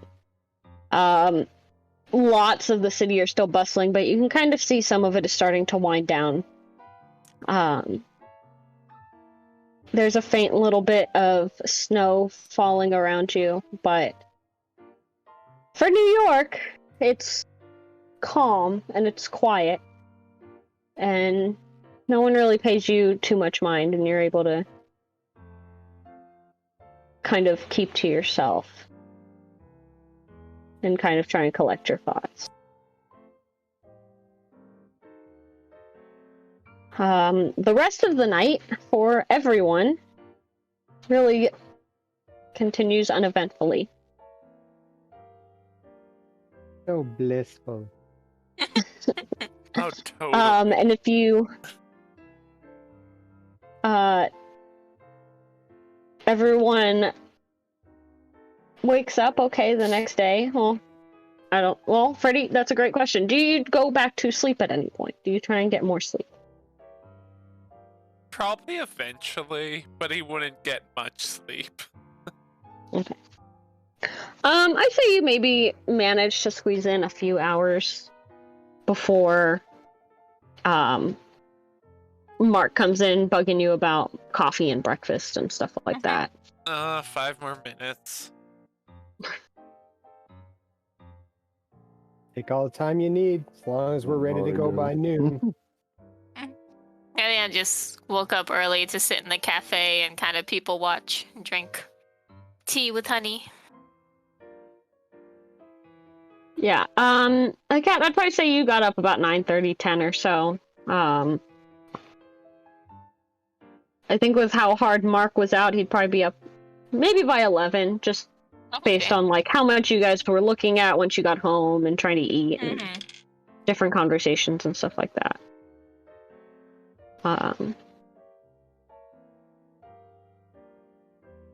Considering the night that Freddy had, he probably will roll out of bed about 11:45.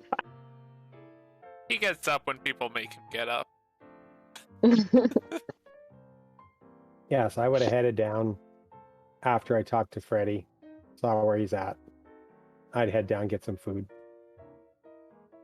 Then you'd find a cat down there just kind of, I guess, reading through the newspapers, things like that. Workshop for a book. Have you been Keeping down yourself yet? occupied with Actually, would have something. been downstairs early too, Okay. Not terribly. Hour or so. reading the paper. Anything interesting? Your baseball team is doing well? I don't know, whatever else is in the paper. I mean, it's... Actually, hold on. Give me 2 seconds. I want to see if I can find this. Oh, I know what you're looking at. I hope you find it. Well, are you looking up actual newspaper on that day? Yeah. What was Could going just tell by on? the excitement on her face.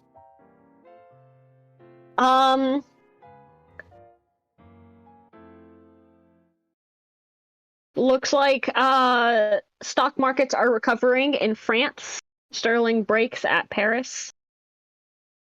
Cotton gain halted by sales pressure. Session ends with final quotations off 60 to 75 points. Interesting. 3 killed in metropolitan area. Many accidents reported.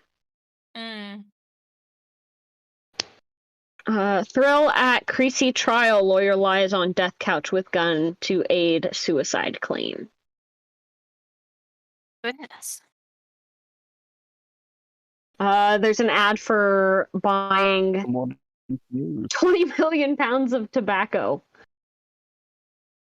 Did you give a cough? Nope. Hey, if you have to ask, you can't afford it. Frederick, I have a business Gibbons proposition for you. Gibbons may fight Jack Dempsey here. Rickard believed to be planning Polo Grounds battle during conventions week. Screw the campaign. Let's go buy some tobacco. Let's start a tobacco farm and live out our We're lives. rich. Now we're uber rich. Penn 5 defeats Yale team 29 to 21. 10-5? It's college. So Penn State, I'm assuming, versus Yale. 29-21. What sport? Doesn't say. Or I'm going to say Baseball? football. Was football big in the 1920s? I assume football. Because It it was baseball for a long time. championship. Oh. Basketball? 29 Baseball. 1? That's scary. Slow score. Holy smokes. Yeah. Long shots carried Penn to a surprising 29 to 21 victory over Yale, the intercollegiate basketball champions, in the Red and Blues' first home league contest tonight before a crowd of 2,000 wildly excited spectators. It was the Ellis' first league clash and a staggering setback. Wow. I feel like that sport was different back then. Yeah. Yeah, they only played one half or one quarter. Most sports were. I don't know. Is there anything else that you would want to see in the news? Maybe I'd look at some of the more gossipy columns, like a Dear Annie. Was that a thing back then? Dear Abby. Dear Abby, yeah. I don't know if that started in the 20s. Yeah, I'm not sure. We're gonna find out. Yeah, football became popular in 1960s, so it was still baseball. That was our national pastime. Police slays alleged burglar. Police what? Slay alleged burglar. Book demure overruled. Book demure. No, 1956 was Dear Abby. Here's a file. Seltzer must plead to charge of possession indecent work. Or of possessing indecent work. I go over like the good gossip and the. I assume because Mark is big on boxing that he would want to know about the sports. So like, oh, your basketball team seems to be doing well. That is not my teams. Yeah, Supreme Court Justice indicted the publisher of the book Casanova's Homecoming, which was indicted with unlawfully possessing an indecent book.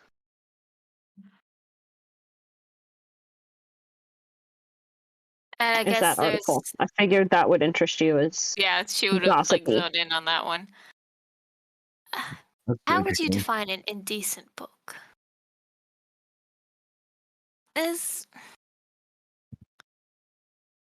It's amazing how equally crass and yet uptight America is. I do want to read that book now, though. Well, the thing is, the ones making the rules are the ones that are uptight. All right, that was satisfying. Thank you, New York Times. Keeping those records. Have you had breakfast yet, Heket? Just tea. I mean, I could order something if you're hungry. I think so. Sebastian, have you eaten yet?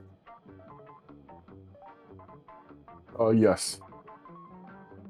It feels How'd you pull him out of reading some like Wall Street article of the newspaper about all in on the tobacco upcoming from the Depression? Don't buy the tobacco. It's a terrible habit.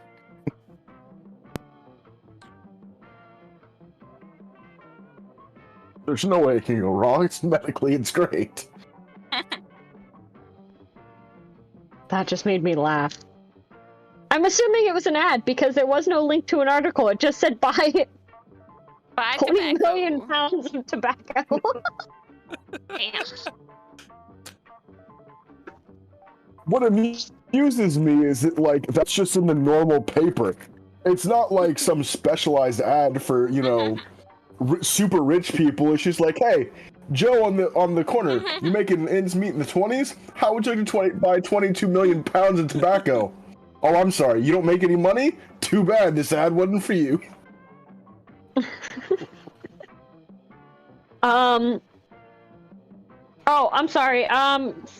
Freddie, because of last night, go ahead and make a sanity check for me. For a sanity check? What is that against? Your sanity. So sanity is on the top of your character sheet. You should have a number. I see. Should be with like your hit points and stuff. So you want to roll below it, just like everything else. That's pretty good. Well, I got a 99. Your sanity usually starts off pretty well. You rolled a 99? Yeah. Those dice are being put away. 99 is most definitely above my sanity. You are going to subtract 2 from your max sanity points. Does that mean... So your total will go down. So next time I have to roll it, it's a lower number? Yes. Yay. Oh, that's cool. I am so happy about that event that just occurred. So he had 70. So now he's at 68. So the more sanity you lose, which means the more failed sanity checks, the harder your roll becomes. The closer you get to 0, the more insane you become. So all of you actually, under your insanities, on the very right corner of your character sheet, you'll see a side that says sanities. In temporary insanity, there is a number there that if you hit that, you temporarily become insane. If you go below half of that, you become insane indefinitely. Hooray! Yay. Gonna make for some interesting roleplay. At that point, you kind of become a vegetable in bedlam. My dice that earlier rolled a 1, just rolled a 99, and I'm so conflicted right now. The dice giveth, and they take Would it take it away. away. We gotta talk to Dave more. Just because I have to point this out, in 1920, the value of crop per acre of tobacco, so for a full acre of tobacco, was $167. Hell Wow. yeah. How many pounds would you get out of an acre, though? The whole of tobacco produced in the US, no idea, but it says the total value of crop, which I'm assuming is the total value of tobacco produced in 1920, was only $318 million worth. What about 1925? Only, but if you realize how much that's worth today. I just found 1920. Yeah, I know. I was just wondering because we're technically in 1925. So. But it's not that important. It's okay. So 1925, how much was it? 318 million? Yep. That is the equivalent. Why didn't it work? Oh, you're 5. No.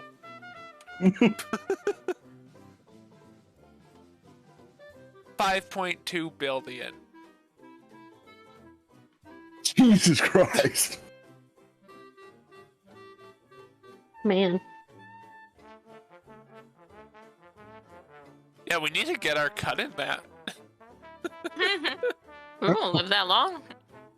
Unless we become immortal beings. See, Sebastian, one of us buys the tobacco, the other of us buys the farmland, and we're set. Listen, I live in a lovely little town by the Nile, very fertile in spring. We could all go live there.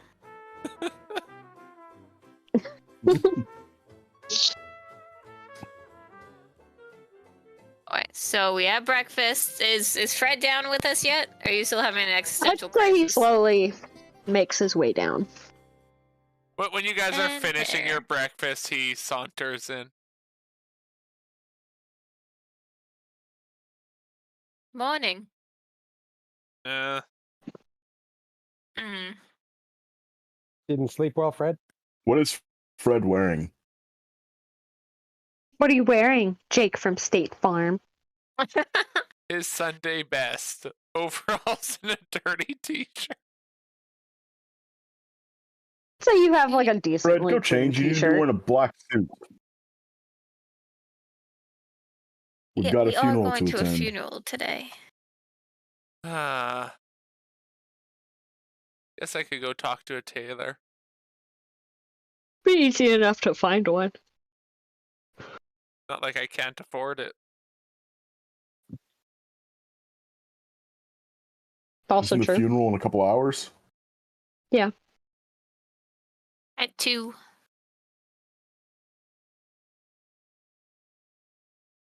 You got like 2 hours to find a suit, Fred.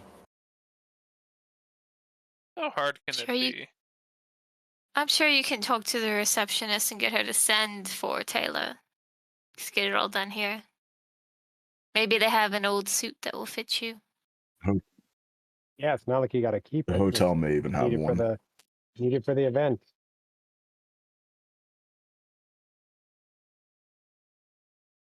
I don't like Or you can wearing pretend to be the suits. groundskeeper.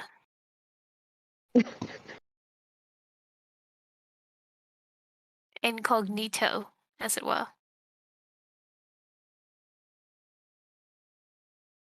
I go to the front counter. Hello, is there a tailor here by chance? Well, we don't have one on call, but there is one about 3 blocks from here. It's not very far at all. Well, thank you for that information.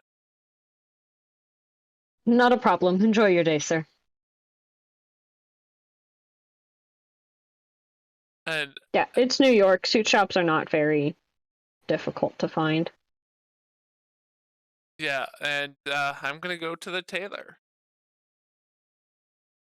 Should we That's just easy wait? enough.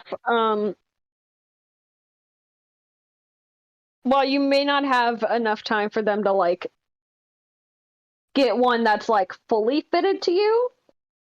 I mean, within I'd say 45 minutes to an hour, you're able to get one that at least fits you without it looking awkward.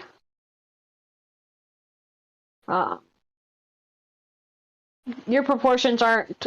You're a large individual, but you're not proportioned to where it's going to be difficult for like a base suit to fit you relatively well.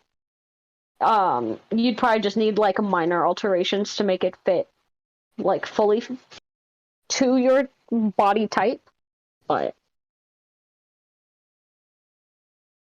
Okay. at least getting the base suit isn't really much of an issue. And I'm not even going to bother with charging you stuff because you just have money.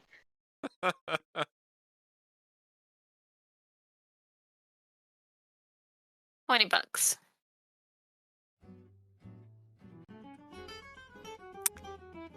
Comes back in a suit. Depends on like how good of a suit he needs. Oh, I get the nicest suit they have. I'd probably say about $20. That's either like way under or way over, but you're gonna pay like $20. Okay. I don't care. I mean, No, well, too, with $19.99. the time frame he's looking at. Yo, how long did that take? Maybe about 45 minutes. So better. it's getting a little bit closer to 1 now. Should we be on our way? I think we should if we're gonna make it. Oh. You know it starts at 1. You don't necessarily have to be there right at 1. Oh, that starts at 2. Or yeah, it starts at 2. You don't have to be there right at. I mean, If we get there early, we can watch and see that we can people watch and see who's coming. Exactly. And you know it's maybe going to take about 45 minutes to get over there or so.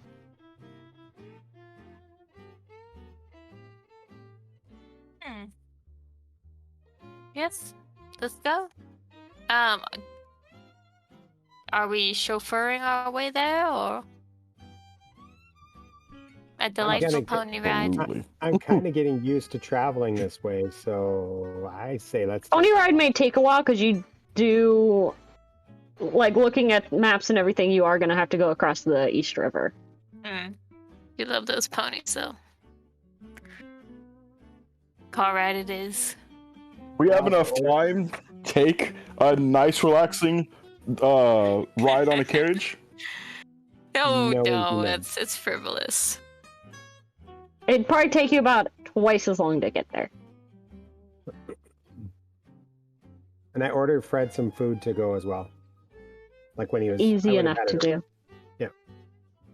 It's very thoughtful of you. They give you a little brown paper baggie with He didn't like look a like- breakfast sandwich in it and a Thank he didn't you. look cup of like he coffee to slept go. well. You're welcome. You need some food. You didn't look like you slept very well. Did you go to a mystic carnival? Sleep is overrated. Well, we kind of need it. Fred. Totally.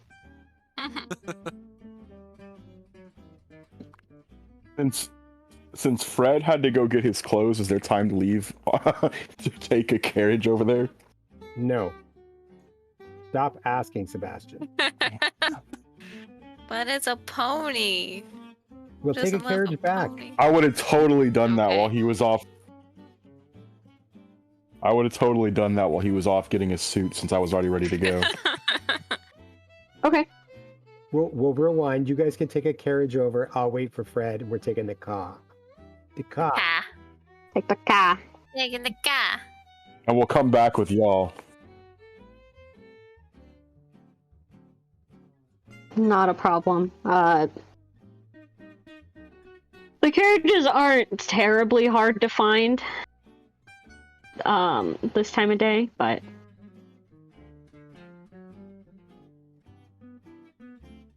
It was a Takes a great second. idea, Cat. you and Haket get all loaded up. There's a little bit of like a light snow flurry going on outside, but it's not bad. It's definitely chillier than your Perfect. Haket, but with like buying coats and preparing for your trip and stuff like that, you're managing fairly well. Yeah, so she has like very tasteful, well tailored clothes. Maybe not the most expensive, but she has a pretty nice jacket that she just huddles up in. All the Watches the furs. snow flurries.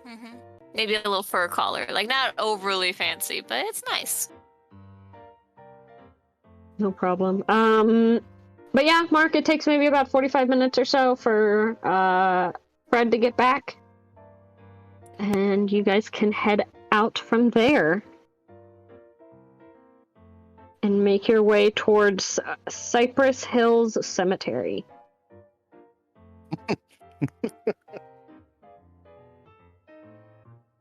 Did insane in the membrane. Insane in the brain.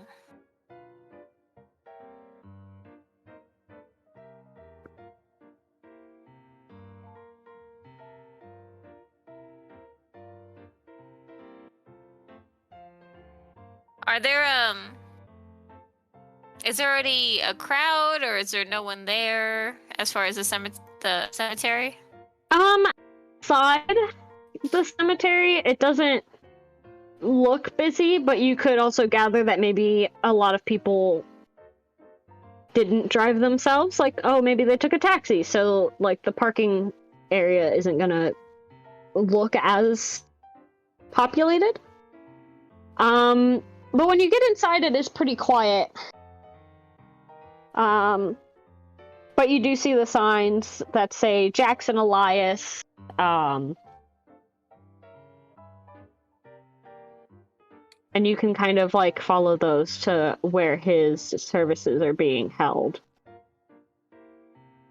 As you walk in, so far the turnout seems rather small. Aside from the four of you, you can see 3 other people in the building right now. There's also, like, you can clearly tell there's a couple of reporters, but they look like they're keeping a respectful distance and just kind of like keeping towards the back. To not bombard people and things like that. But as you walk in, you can see the priest who seems to be working the funeral for your friend Jackson Elias. And he turns and looks in your direction and gives a smile, but you can see there's a little bit of that like sadness in his eyes. Where it's more of a courtesy smile than a, oh, I'm so happy to see you kind of thing. It's fits the situation. And he comes up and greets all of you. Thank you so much for coming.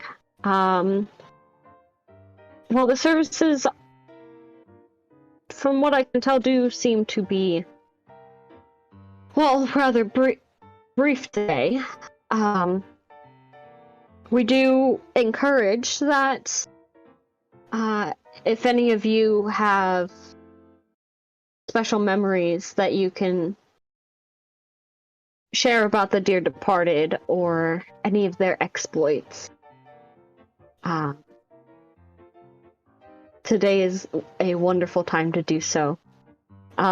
We will probably be getting ready to start with the ceremony here in about 15 minutes or so, but feel free to make yourselves comfortable. It is a closed casket ceremony, as you must understand. Just with it being open to the public, we try to protect those in the community from certain sights. Yes.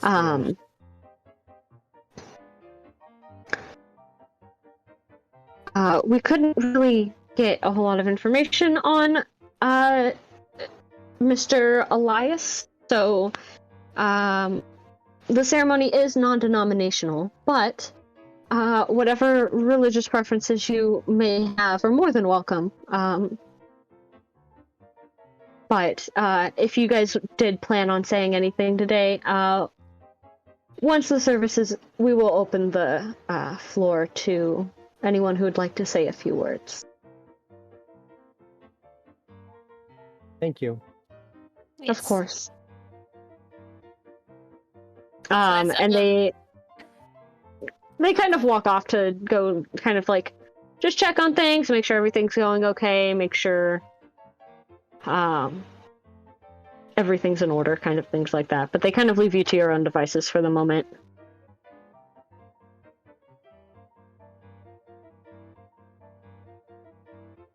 Do we recognize the 3 people, or what? There was the priest and anyone that we knew that were also friends of Elias or family?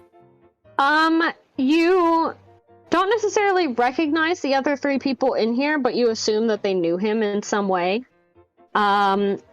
There are 2 gentlemen present, and then there is a younger woman who is here. Maybe around...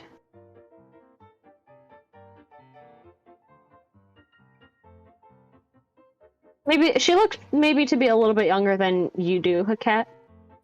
Maybe like mid-20s or so. They're all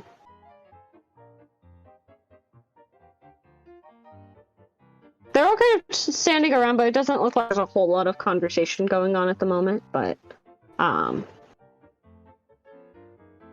they do seem mournful. It doesn't seem like they're just here for appearances.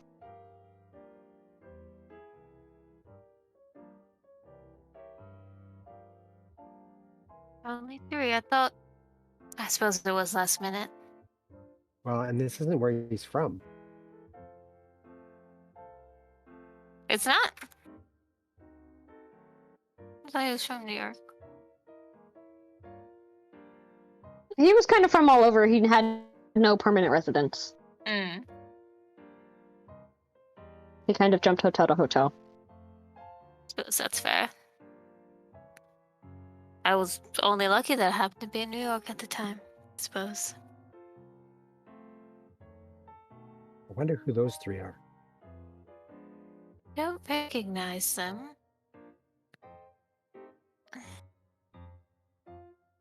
We could split up and I'll start a conversation. We have a limited window. What time is it right now? It's probably services are probably gonna start in about 10 minutes or so. I think we should do it before, because they might leave quickly after. I'm gonna approach the younger woman. Okay. I'll go talk to the gentleman. The gentlemen are together or separate? They're talking briefly to each other, yeah. Okay. Go ahead, Heket, you go first. Good afternoon. Oh, hello. Are you here for my uncle's funeral? Yes, I don't suppose. We knew each other only when he was visiting Egypt, but yes, my condolences. Well, he did like to travel around a lot. Okay. I'm sorry, I'm Willa. Willa Sly. I'm his niece.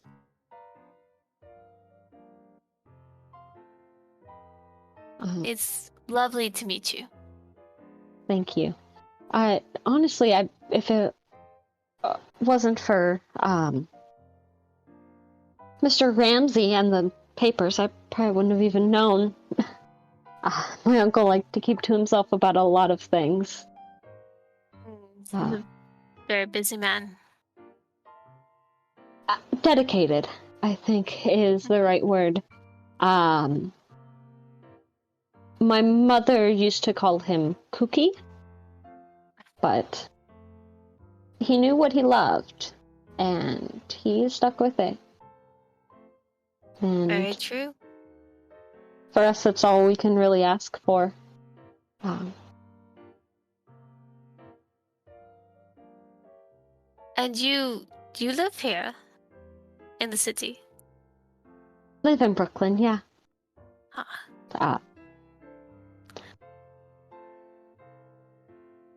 see. And you didn't have much contact, you said? I mean, I know, he happened to be here in the city. I myself just missed an appointment with him.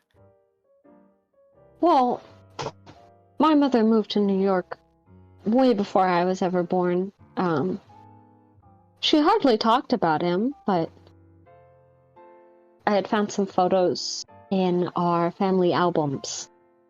And I didn't recognize him. And of course, I berated my mother with questions. And she kind of finally caved and told me all about my uncle, Jackson Elias, the author.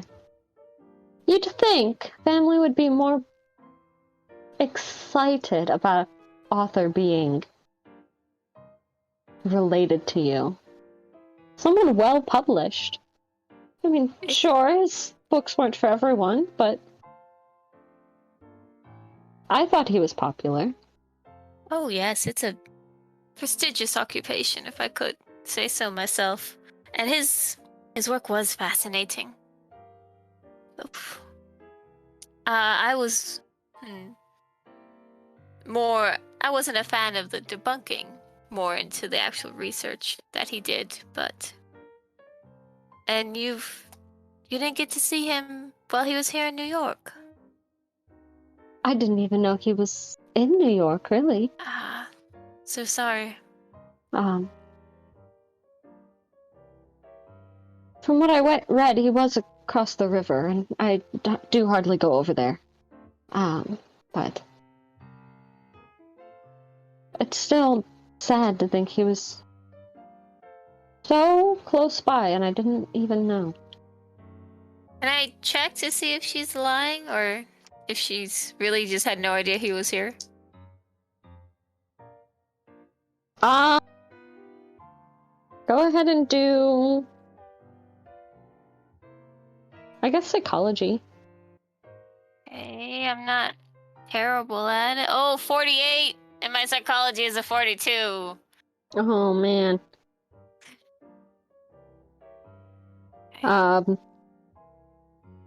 She doesn't seem to be lying. She's trying to be as forthright as possible, it seems, with, people she's never met. And while you can tell that she didn't really have a relationship with him, and you can gather their family didn't either. She's trying to at least be present. From what you kind of hear, like, you infer that her mother must still be in town, but she's clearly not here. So, I mean, at least there's someone in his family trying to be present.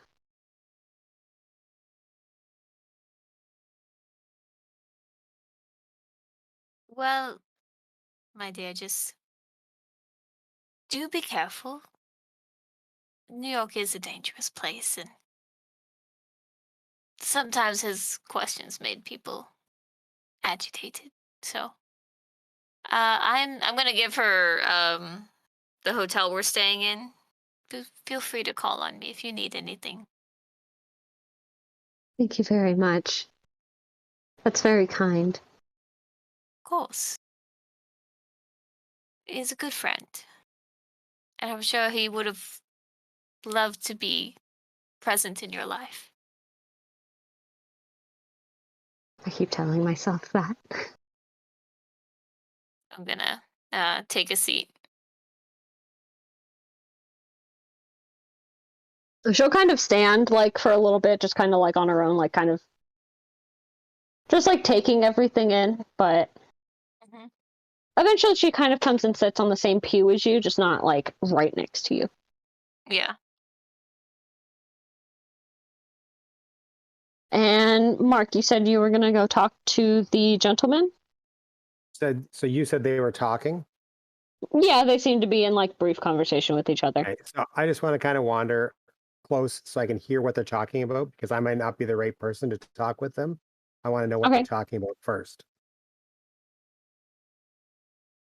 You can't make out the whole thing, but you hear something about a will. You hear a little bit about Prospero House.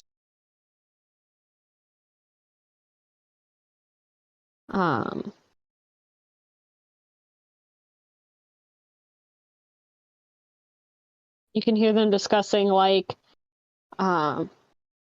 scheduling to read, or scheduling a meeting time.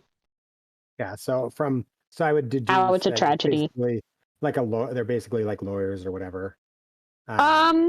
Something along those lines, yeah. You can kind of guess they're at least some sort of businessman. So I would probably go grab Sebastian and bring him with me then. Okay. Sebastian. So Yes. the two gentlemen over there are kind of like lawyers or have something to do with the executing of the will. You might want to come and talk with me, just, in case they look down on the Yeah. fact that, you know what I'm talking about. Absolutely. Okay, so we wander Lead the over way. there. Hello there. Oh, gentlemen. Good evening, afternoon. Yes, it's about that time. Oh, good afternoon, just- sir. Just curious how you two know Jackson. Well, my name is Jonah Kensington. It's a pleasure. Nice to meet you, sir. I run the Prospero House. I was Jackson's editor, and well, I Okay. published pretty much all of his books. Oh, I should So have we talked worked to him. very closely together.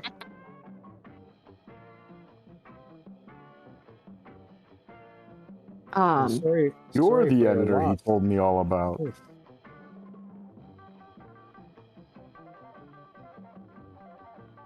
Yes, we were close friends, and well, to be fair, the only one who believed his books were worth publishing. Oh, not the only one. Disagree with that statement. Well, at least in the I'm Sebastian Harkness. pleasure. At least in my industry, no one else really wanted to give his work time of day, and well, with him being a close friend, I was happy to oblige.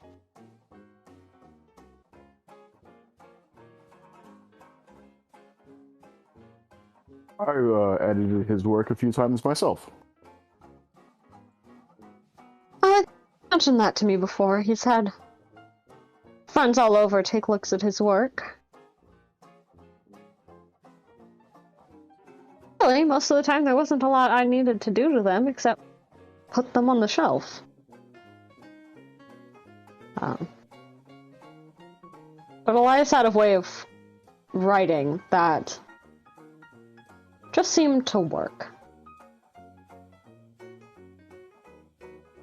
you Good way to wanted put to it. know more. And you, sir, who are you? Carlton Ramsey, it's a pleasure. I am in charge. I was in charge of Mr. Elias's affairs. Actually, the fact that you all are here is, well, really rather convenient for myself. How's that? Well, Kensington and I were just speaking on needing to get the reading of his will done. We plan to do it this Monday, the 19th.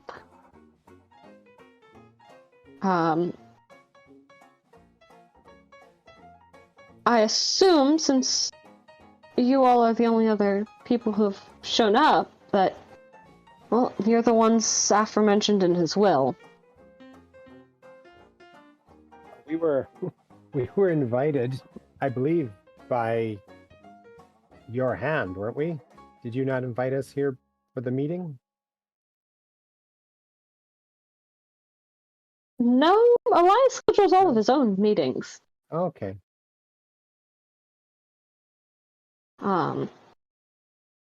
Yes, well, it was sad. We never got to have that meeting with him.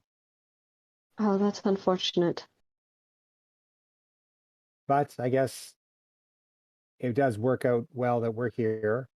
And we have now plans for the 19th. So if you want to schedule us in, then we'll all be there.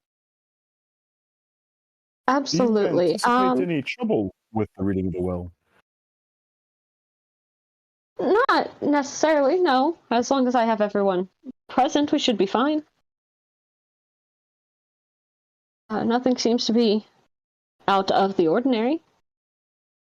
This does save me the trouble of seeing if Mr. Elias told Kensington over here where you guys may have been staying at all. They seem to be in more contact than I do. But I am glad you were all able to attend today. Wouldn't miss it for the world. Well, I'm sure he is glad you're here too. Situations, aside, but if he's mentioned you by name, I'm sorry? Have you heard anything more about the investigation into his untimely death? Only what's been in the papers. I mean, last I heard I think it was the same people who did those murders out in Harlem, that cult or whatever they were calling it.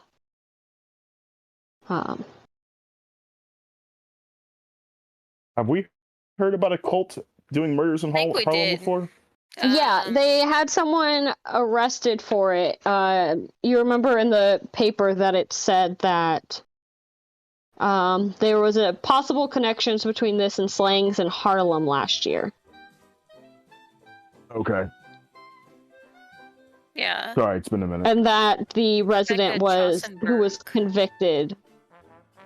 Yeah, she wrote the article.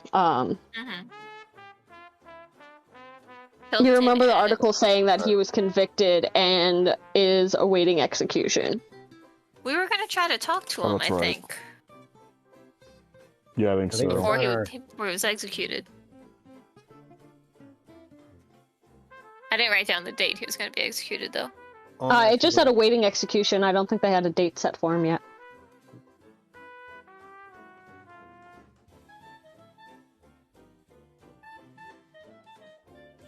Well, it's a pleasure to meet you two.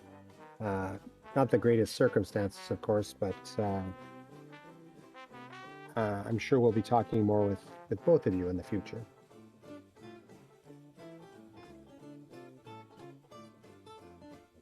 If there's Well- anything we can do to help, we would be glad to help. Thank you. Well, if anything, I will see you on Monday. And where do you Where? want us to meet you? Monday? Well, I've got all afternoon free that day. But my office is over in Harlem on 124th Street and Lenox Ave. Come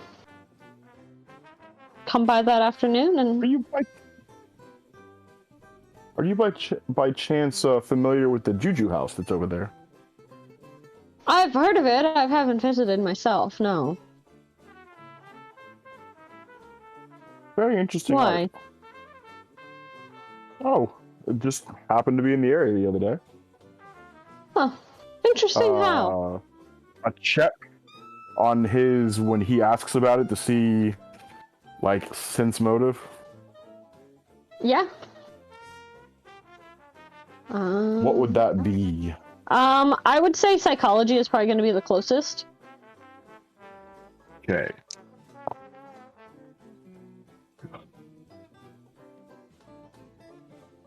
Nope, we good. I don't know anything. My rest did not help.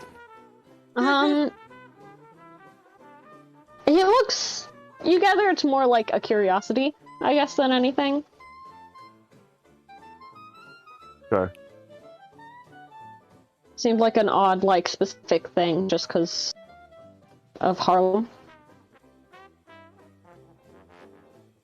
He looked more confused that was the question you asked than and really, like, trying to hide anything from you, what you gather.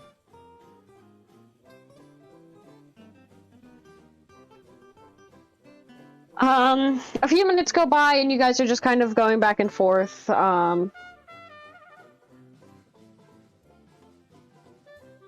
Ramsey mentions a couple of times that he's glad to see that Elias did have other friends out there, though, that cared enough to be here at the end. Well, I think and you all slowly, eventually, kind of find your seats, and the services begin. The priest thanks you all for coming once again, and says that it is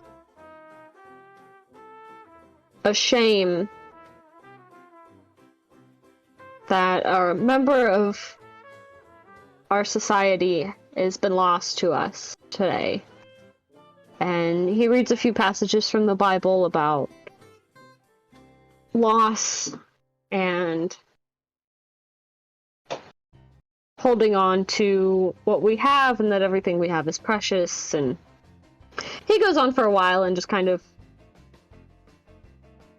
after a while, just kind of feels like he's talking.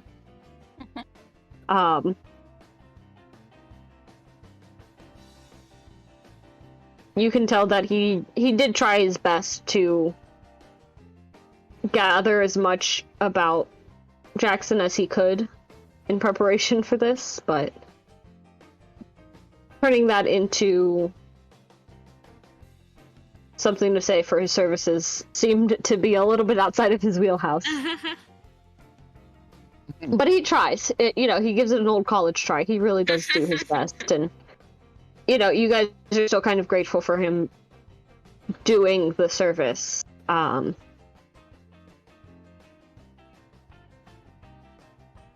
But after a while, he does open up the floor. If anyone would like to say a few words about our dear friend, please feel free and come up and say what's on your mind. Glance around the room. Did anyone else walk in towards the end or hanging back?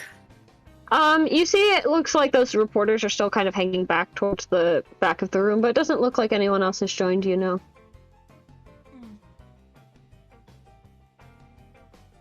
I don't know.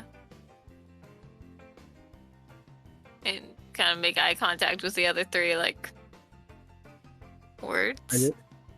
I just kind of lean over to Hakat and say, "There's nobody here, Hakat. We can talk about Jackson anytime. I'd rather not share anything with those two back there." And I'm pointing at the reporters. Oh, you can say I something. will look at flowery and them. meaningful. Aren't you an author?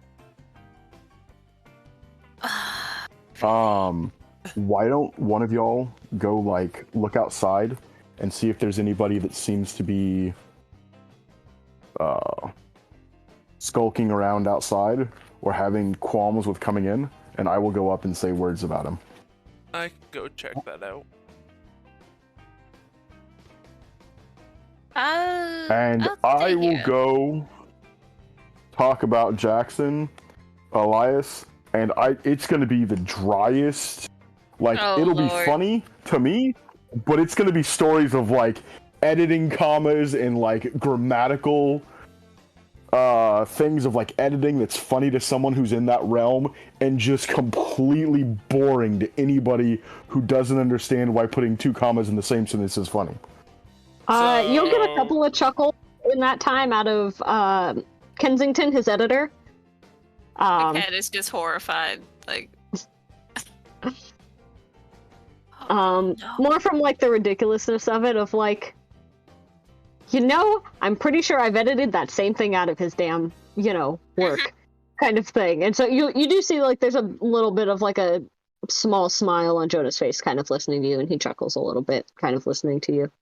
I knew Kensington was gonna laugh. For good old Freddy, Edward, make a spot hidden for me.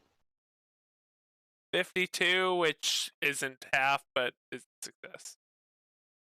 Okay. You kind of glance around out the window for a while. Trying to take as much of the time as you can while Sebastian is talking to keep an eye out, but the most you see is like a couple of people that are actually like walking out to visit a headstone. Some people have flowers in their hand, and you can see a few people like kneeling on the ground and placing their flowers down and things like that. But you don't see anyone struggling to make their way inside at the moment. There are a few ushers just kind of standing in the like main hallway outside of the reception room that you're in, but they just kind of seem to just be there for assistance if needed. Okay, I wait for Sebastian to be done, then head back and betray that I found nothing or seen nothing. Okay.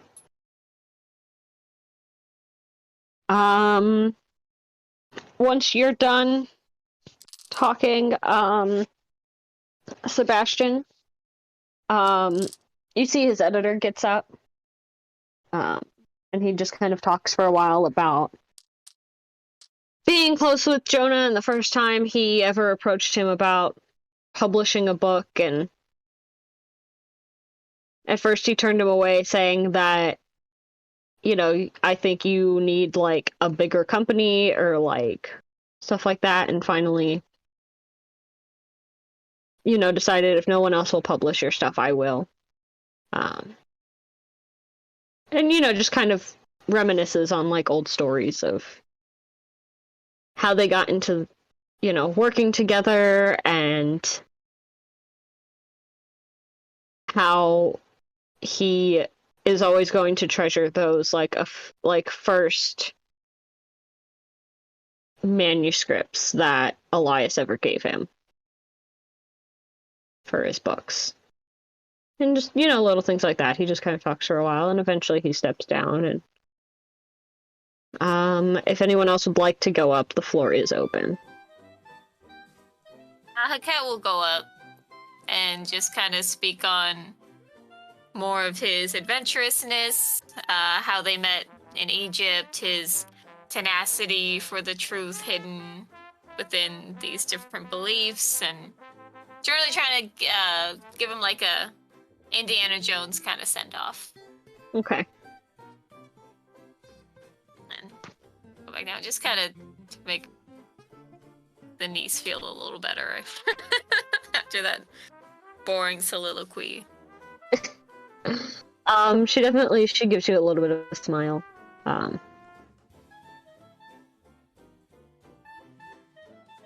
no one else is going up, right?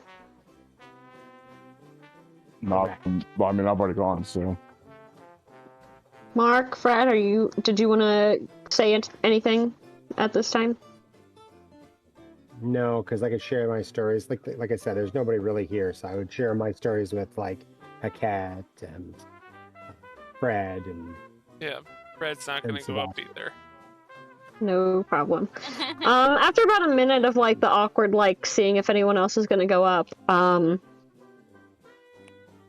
okay, you see his niece. To the rest of you, you just see the only other woman that you saw present. She gets up and kind of stands all in front of you and just kind of sighs and gives a little bit of a half smile. Well, for those of you who don't know, my name is Willa Sly. Jackson Elias was my uncle, though we didn't really know each other quite well.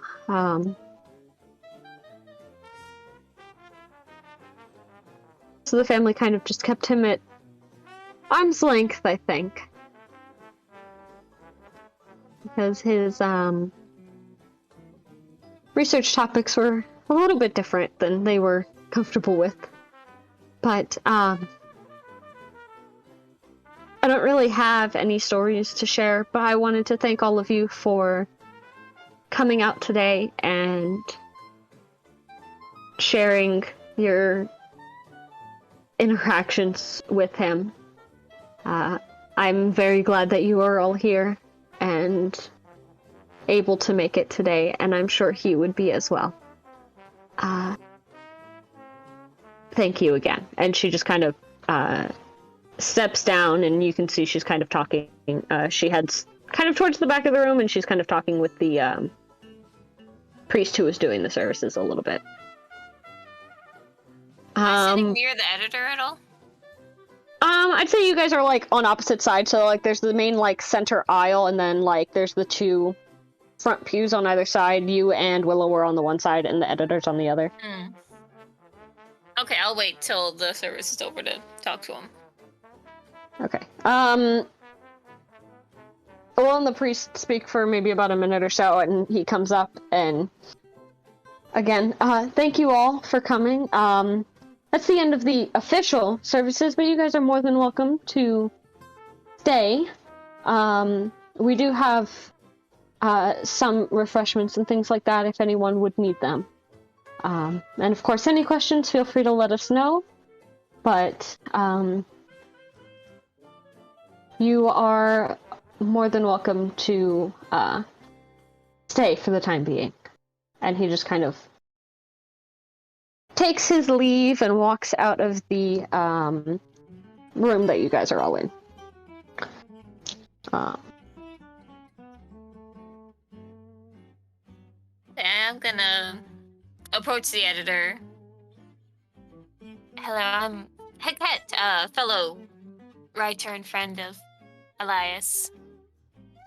Jonah Kensington, it's a pleasure. Wonderful to meet you. Just for the future, I was wondering of his current manuscripts he was working on. Well, we do normally hold all of the like original copies. Mm-hmm. He did send me kind of the update on his most recent one, even though he's maybe only halfway done with it. But I should still be in the office. I'm the only one that goes in there, really. If I could take a look at it, I would be extremely grateful. Sure, we can schedule a time for you to come by. My office isn't too far, really. Prospero House, are you familiar with it at all?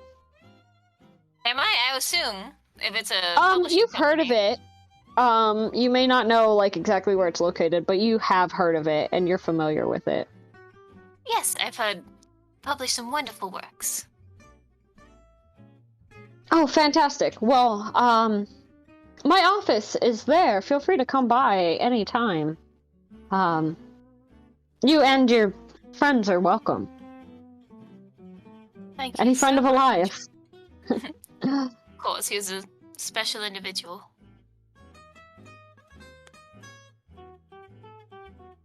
Just gonna look over. Is anyone else socializing, or does it look? Like You can see now that like services have officially ended. Like, you can tell they're being like very respectful about it, but you can see the reporters are trying to like just talk to people briefly and ask a couple of questions and things like that while everything's going on. You see one of them kind of pulls the gentleman that introduced himself as Carlton Ramsey to the side, and one of them is chatting with him at the moment, and another one seems to be, you know, giving condolences to the niece and stuff like that. I haven't seen the editors anywhere, have I? Not editors, I mean the reporters. Probably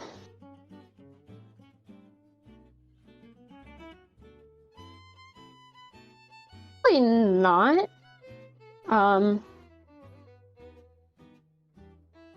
Just 'cause, like, reporters weren't there while you were for the Jackson's murder and stuff like that. Like, just off of like seeing their face, you don't really recognize any of them offhand.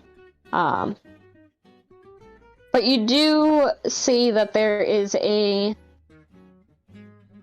one of the reporters, a woman who is making her way in yours and Jonah's direction. Jonah? Kensington, the editor. Sorry. Oh, you're good. I'm gonna kind of dodge and weave over to the rest of our group. Trying to leave him to talk to the reporter. As you're walking away, she kind of walks up to Kensington, and you overhear just briefly, good afternoon, my name is Rebecca Schosenberg.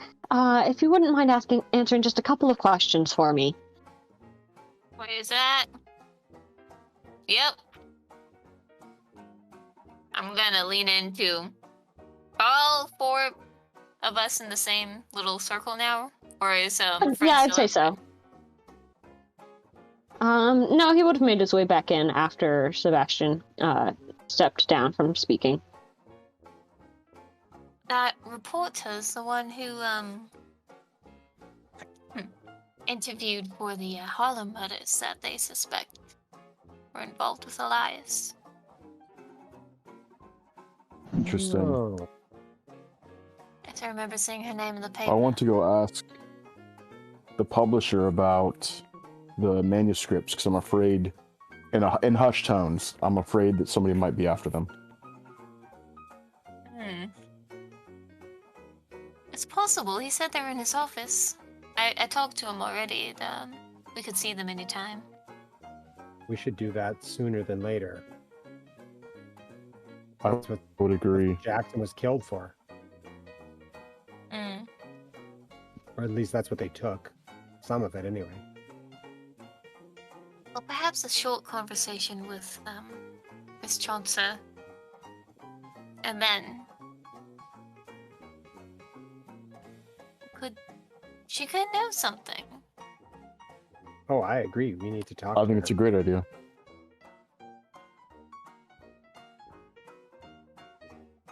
Fred? He's laying on the bleachers snoring. As you guys are chit-chatting, you can kind of hear, while you're kind of talking in hushed tones, you can't really make out a whole lot of her conversation with the editor, but,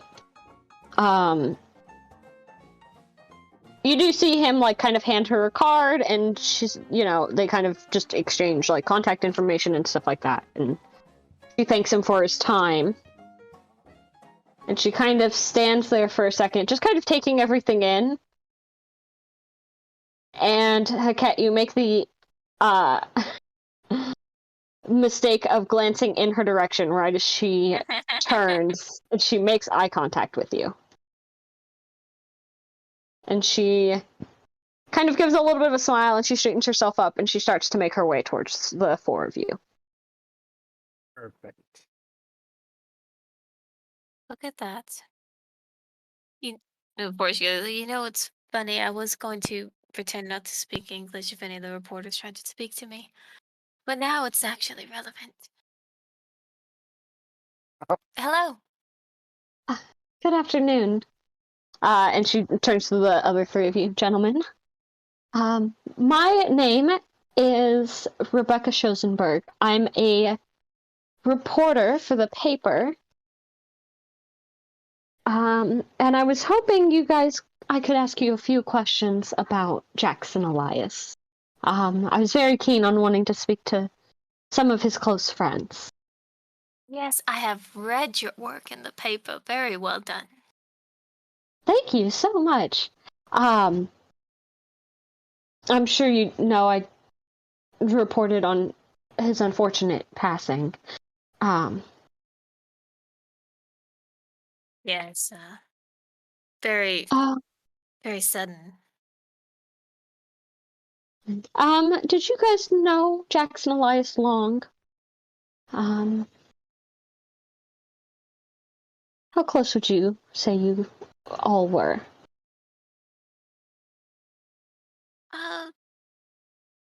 Colleagues. I, being not from here myself, I saw him only when he traveled.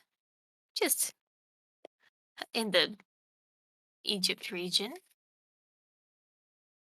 Did he Yeah. often? You cut off. Did he travel often? Oh, he was very interested in research all over the world. Very rare to find him in one place. Yeah, he was always on the move. Okay. This may be a little bit of a touchy subject, but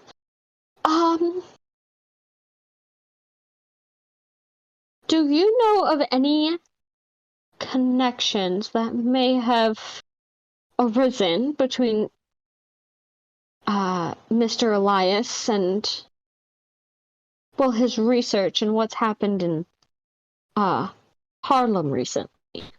I'm sure you've heard about the awful brutality. I did read your article on the subject, and I was actually going to ask you the same if you felt it was related. Well, there are quite a few similarities. But as far as I know, Hilton Adams, the man that they've convicted of murder, he's been awaiting execution since October. And so. And you feel confident he was alone in these murders? Well, it's never been confirmed. But the similarities are interesting. Now,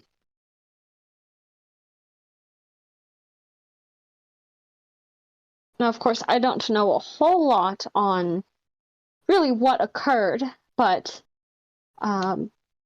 signs point to them being connected somehow to the Harlem slayings last year. So there must. Did you by chance, when in your reporting, happen to see any of the bodies? No, the police kind of keep close grips on that. Most I have is coroner reports, really, is what I can get my hands on. Lieutenant Poole likes to keep a tight grip on his murder investigations. So in those corner parts. with his, Sorry, go ahead, Sebastian. I was about to say I'm gonna make a charm. Attempt to make a charm roll if that's acceptable. What are you trying to accomplish? Give her a saucy wink. I want to try to see if I can't coax any extra information out of her that she may be trying to hide on this. Okay. With as adept reporter as you are, certainly you've come across some things about these reports that were kept out of the news. Go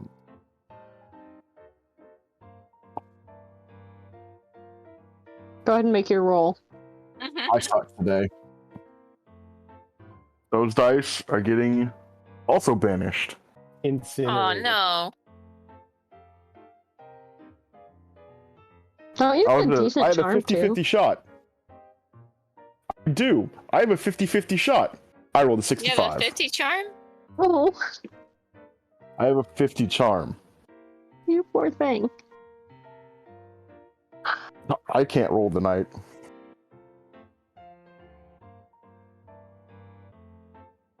Well, tell you what.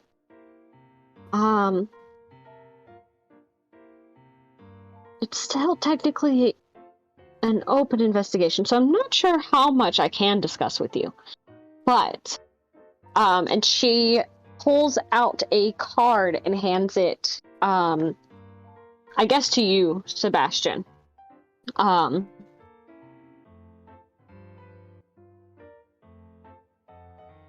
meet with me when you have time at the newspaper's offices. We're on West 43rd. Just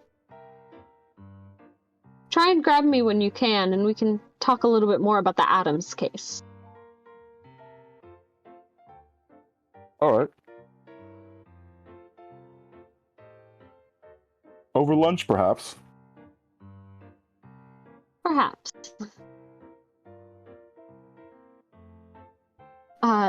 Thank you, and my condolences again. And she kind of walks off to go try and grab the niece.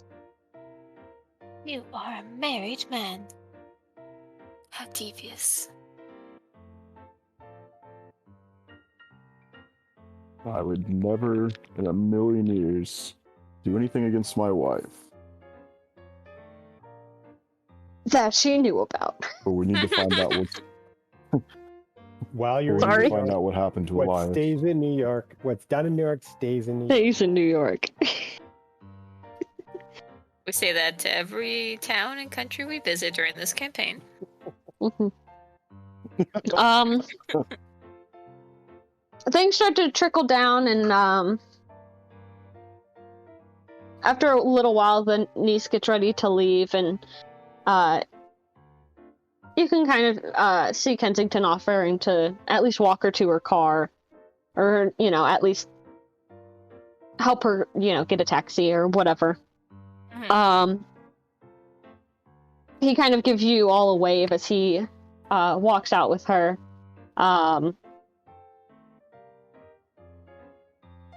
Carlton Ramsey, the gentleman in charge of the will, who invited you all on. Oh, well, I guess only two of you know about that. Who spoke to you about meeting next month or this coming Monday? Heads out as well, and he kind of tips his hat to you all, and see you soon. It's wonderful to meet you all. Pause. You on Monday?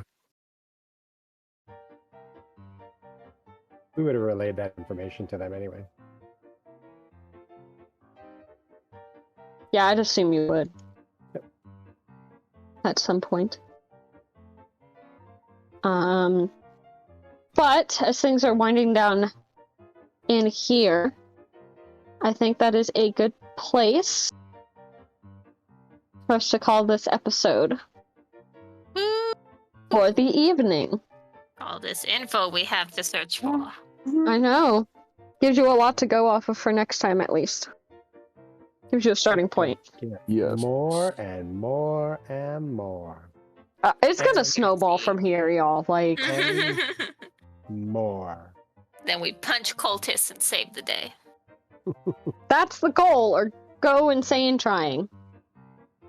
Hell yeah.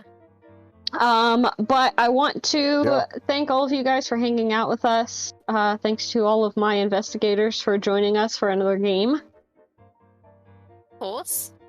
Y'all are the best. Absolutely. I'm Won't not lie, was entirely definitely, sure. you know, I'm you not know. too sure what we will be playing next week.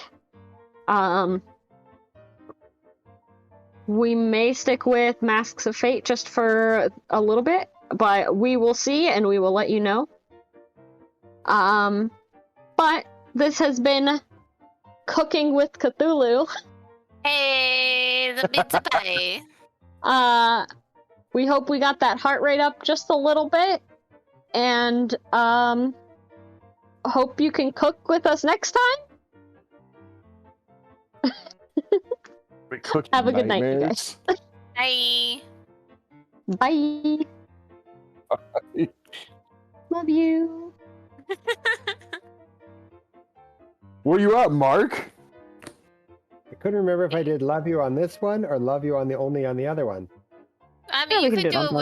with your New Yorker accent in this one. Nathan? Love I'm ya. alive. Forget